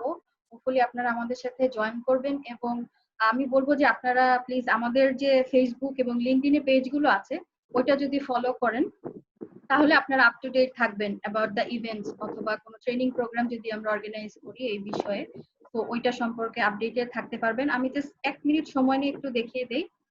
এটা হচ্ছে আমাদের ফেসবুকে আমাদের যে parent company enrol centre for development সেটা ফেসবুক পেজটা, এবং আমরা যে টকস্যাট সুদক্ষ করছি এটা আমাদের ই লার্নিং প্ল্যাটফর্ম। তো এই সুদক্ষ নামে আমাদেরও একটা ফেসবুক পেজ আছে। So it will be great যে আপনারা যদি আমাদের সাথে কানেক্টেড থাকেন এবং আমাদেরকে ফলো করেন তাহলে আপনারাও আমাদের সব আপডেট সম্পর্কে জানতে পারবেন। তো আজকে আর সেশনটা বাড়াচ্ছি না, সবাইকে thank you very much, specially sir আপনাকে। আমি একটু স্যারকে ধন্যবাদ দিই। স্যার অনেক ধন্যবাদ, আপনি অনেক সময় দিয়েছেন এই রাত্রিবেলা, আপনি স্যার এত পেশেন্স দিয়ে আমাদেরকে বুঝিয়েছেন, সো আপনাকে অনেক ধন্যবাদ। আমার একটা রিকোয়েস্ট, এখানে যারা কর্পোরেট বা অর্গানাইজেশন থেকে শুনছেন আমাদের একটা ব্রিজ হওয়া দরকার, এবং মনে হয় যে স্যার এবং স্যারের স্টুডেন্টরা যদি কোনো ইন্টার্নশিপ বা ফুল টাইম জব করে সেটাও এক ধরনের এক্সচেঞ্জ হবে স্যার, যে অ্যাপার্ট ফ্রম আপনাদের কাছ থেকে পিওর কনসালটেন্সি নিয়ে আবার আরো আগে থেকে যেসব আপনাদের যেসব রিসার্চ কাজ করেন সেগুলোতে যদি অর্গানাইজেশন ইনভলভ হয় তাহলে অর্গানাইজেশন উপকৃত হবে। আবার at the same time sir আমরাও লোকাল নলেজ যেটা আপনারাও খুব স্যার ওটা আমরা পাবো। তো আমি মানে আমরা যারা কর্পোরেটে কাজ করছি, সরকারে কাজ করছি, কাজ করছি, প্লাস যারা ইউনিভার্সিটিতে আছি, তারা যদি একসাথে কাজ করি তাহলে বাংলাদেশের জন্য ভালো কিছু রিসোর্স তৈরি হবে যারা খুব সুন্দর অর্গানাইজেশন দিতে পারবে আমাদের দেশকে। জাওয়াদ ভাই আমি একটু কথা বলবো। জি স্যার। হ্যাঁ, thank you so much Daud ভাই, really I appreciate you, and আমি আপনাকে বিশেষ করে আপনাকে এবং আপনার অর্গানাইজেশনকে, আপনার অর্গানাইজেশনে যারা কাজ করছেন, হাবিবা আপা, ইমতিমাজুল, আর একজনের সাথে কালকে মনে পরিচয় নামটা ভুলে গেলাম, আপনাদের সবাইকে আমার অনেক অনেক শুভেচ্ছা, ধন্যবাদ যে আমাকে এই সুযোগটা করে দেওয়ার জন্য। কারণ আমি জ্ঞান অর্জন কতটুকু করে আসছি আমি জানি না, আমার কথা হলো আমি যাই করেছি I want to disseminate, I want to share, এবং ইট ওয়াজ এ গুড প্ল্যাটফর্ম আপনাদের এই অর্গানাইজেশনের মাধ্যমে, it was a good platform to share with all other people, public stakeholders, my students, colleagues as well. হ্যাঁ, তো এইটা আর কি, কারণ আমি নিউরো সায়েন্স পড়াই, হয়তো স্পেসিফিক নাম্বার অফ স্টুডেন্ট সেটা জানে, অন্যরা জানে না, কিন্তু আজকে এটার মাধ্যমে আজকে অনেকেই আমার ধারণা এটা সম্পর্কে কিছুটা আইডিয়া অন্তত পেয়েছে, এবং আশা করি যে আমরা ধীরে ধীরে ফ্লারিশ করবো এই এরিয়াতে ধীরে ধীরে আর কি। আর আপনি যেটা বললেন নিশ্চয়ই অর্গানাইজেশন এবং ইন্ডাস্ট্রি খুবই ভালো পয়েন্ট রেস করেছেন। আমি আরেকটু বলি দাউদ ভাই, যে আপনার এই যে বললেন যে ইন্ডাস্ট্রি, অর্গানাইজেশন এবং এগুলোর সাথে যে বিশ্ববিদ্যালয়ের মেধা বা রিসোর্স পারসন এগুলো একসাথে কাজ করা দরকার। আসলেও কিন্তু আপনি ভালো জানেন, কারণ আপনার বিদেশের সাথে ভালো এক্সপোজার আছে, ইন্টারাকশনস আছে, আমি আপনার সাথে কথা বলে দেখেছি। আপনি ভালো জানেন যে ওয়েস্টার্ন কান্ট্রি গুলোতে মানে এটাই কিন্তু হয়, এই যে রিসার্চ গুলোকে ফান্ড করে ইন্ডাস্ট্রি। আমি বললাম আমি কিন্তু তার প্রমাণ, যে আমি ইউএসএ তে ইউনিভার্সিটি অফ ক্যালিফোর্নিয়াতে আমি রিসার্চ করতে গিয়েছি, বাট আমার যে মানি, আমার যে fund, not only my salary, আমার শুধু এফএমআরআই স্টাডির জন্যই শুধু রিসার্চ মানি, আমার স্যালারির বাইরে রিসার্চ মানি ছিল $50,000 ফর 2 ইয়ার্স। এখন আমার দেশে যদি আমি একটা রিসার্চের জন্য অ্যাপ্লাই করতে যাই, আমাকে দেওয়া হয় 50,000 টাকা, ওই টাকাতে আমার চা খাওয়ার টাকাই তো হয় না। তো সেই জন্য ইন্ডাস্ট্রি গুলোকে এগিয়ে আসতে হবে, রিসার্চ বেসড প্রোডাক্ট ডেভেলপ করতে হবে, রিসার্চের ফাইন্ডিংস কাজে লাগাতে হবে প্রোডাকশনে। এই জন্য তাদেরকে এইদিকে আমি আমার কথা বলছি না, শুধু বিভিন্ন এরিয়াতে আর কি এগুলো এগিয়ে আসতে হবে। কিন্তু আনফরচুনেটলি আমি ডিসকারেজ করছি না, কিন্তু আমাদের এই এরিয়াতে কেউ এগিয়ে আসে না রিসার্চের জন্য বা গ্র্যান্ট দেওয়ার জন্য, কিন্তু বিদেশি, আমেরিকা বা বিভিন্ন দেশে কিন্তু এটা এগিয়ে আসে। আমি যেখানে ছিলাম, আমি বলেছিলাম আমার যে গ্রান্ট ছিল, মানিটা দেওয়া হয়েছিল কিন্তু একটা ইন্ডাস্ট্রি থেকে, সেটা ইন্ডাস্ট্রি ব্লাইন্ডদের ইন্ডাস্ট্রি, যেখানে 300 ব্লাইন্ড পিপল কাজ করে, এবং তারা তাদের নিজেদের ইন্ডাস্ট্রির প্রোডাক্টিভিটি, ইন্ডাস্ট্রির গ্রোথের জন্য নিজেরা রিসার্চ ইনস্টিটিউট খুলেছে, যেটা ডেভেলপ করেছে, এস্টাবলিশ করেছে। আমি আপনাকে বলেছি এনভিশন রিসার্চ ইনস্টিটিউট, আমার 3টে ইনস্টিটিউট ছিল, University of California, Smith Kettlewell Eye Research Institute and Envision Research Institute. Envision Research Institute 300 জন ব্লাইন্ড এমপ্লয়ি শুধু সেখানে কাজ করে, এরকম একটা ইনস্টিটিউট, এবং তাদেরই ওখানে একটা রিসার্চ ইনস্টিটিউট তারা এস্টাবলিশ করেছে, তারা আমাকে কিন্তু এই ফান্ডটা দিয়েছিল, এবং এটা তারা প্রতিনিয়ত যাচ্ছে, অন্যান্য ইন্ডাস্ট্রিও দিচ্ছে, প্রতিনিয়ত তারা দিচ্ছে, এবং তার ভিত্তিতে তারা কিন্তু করছে, এবং জাপানেও করছে, তাই আমাদের দেশে কিন্তু এটা নাই। এবং আমার মনে হয় যে আমাদের এদিকে মনোনিবেশ করা দরকার আর কি। ধন্যবাদ স্যার। থ্যাংক ইউ, শুভরাত্রি, ভালো থাকবেন।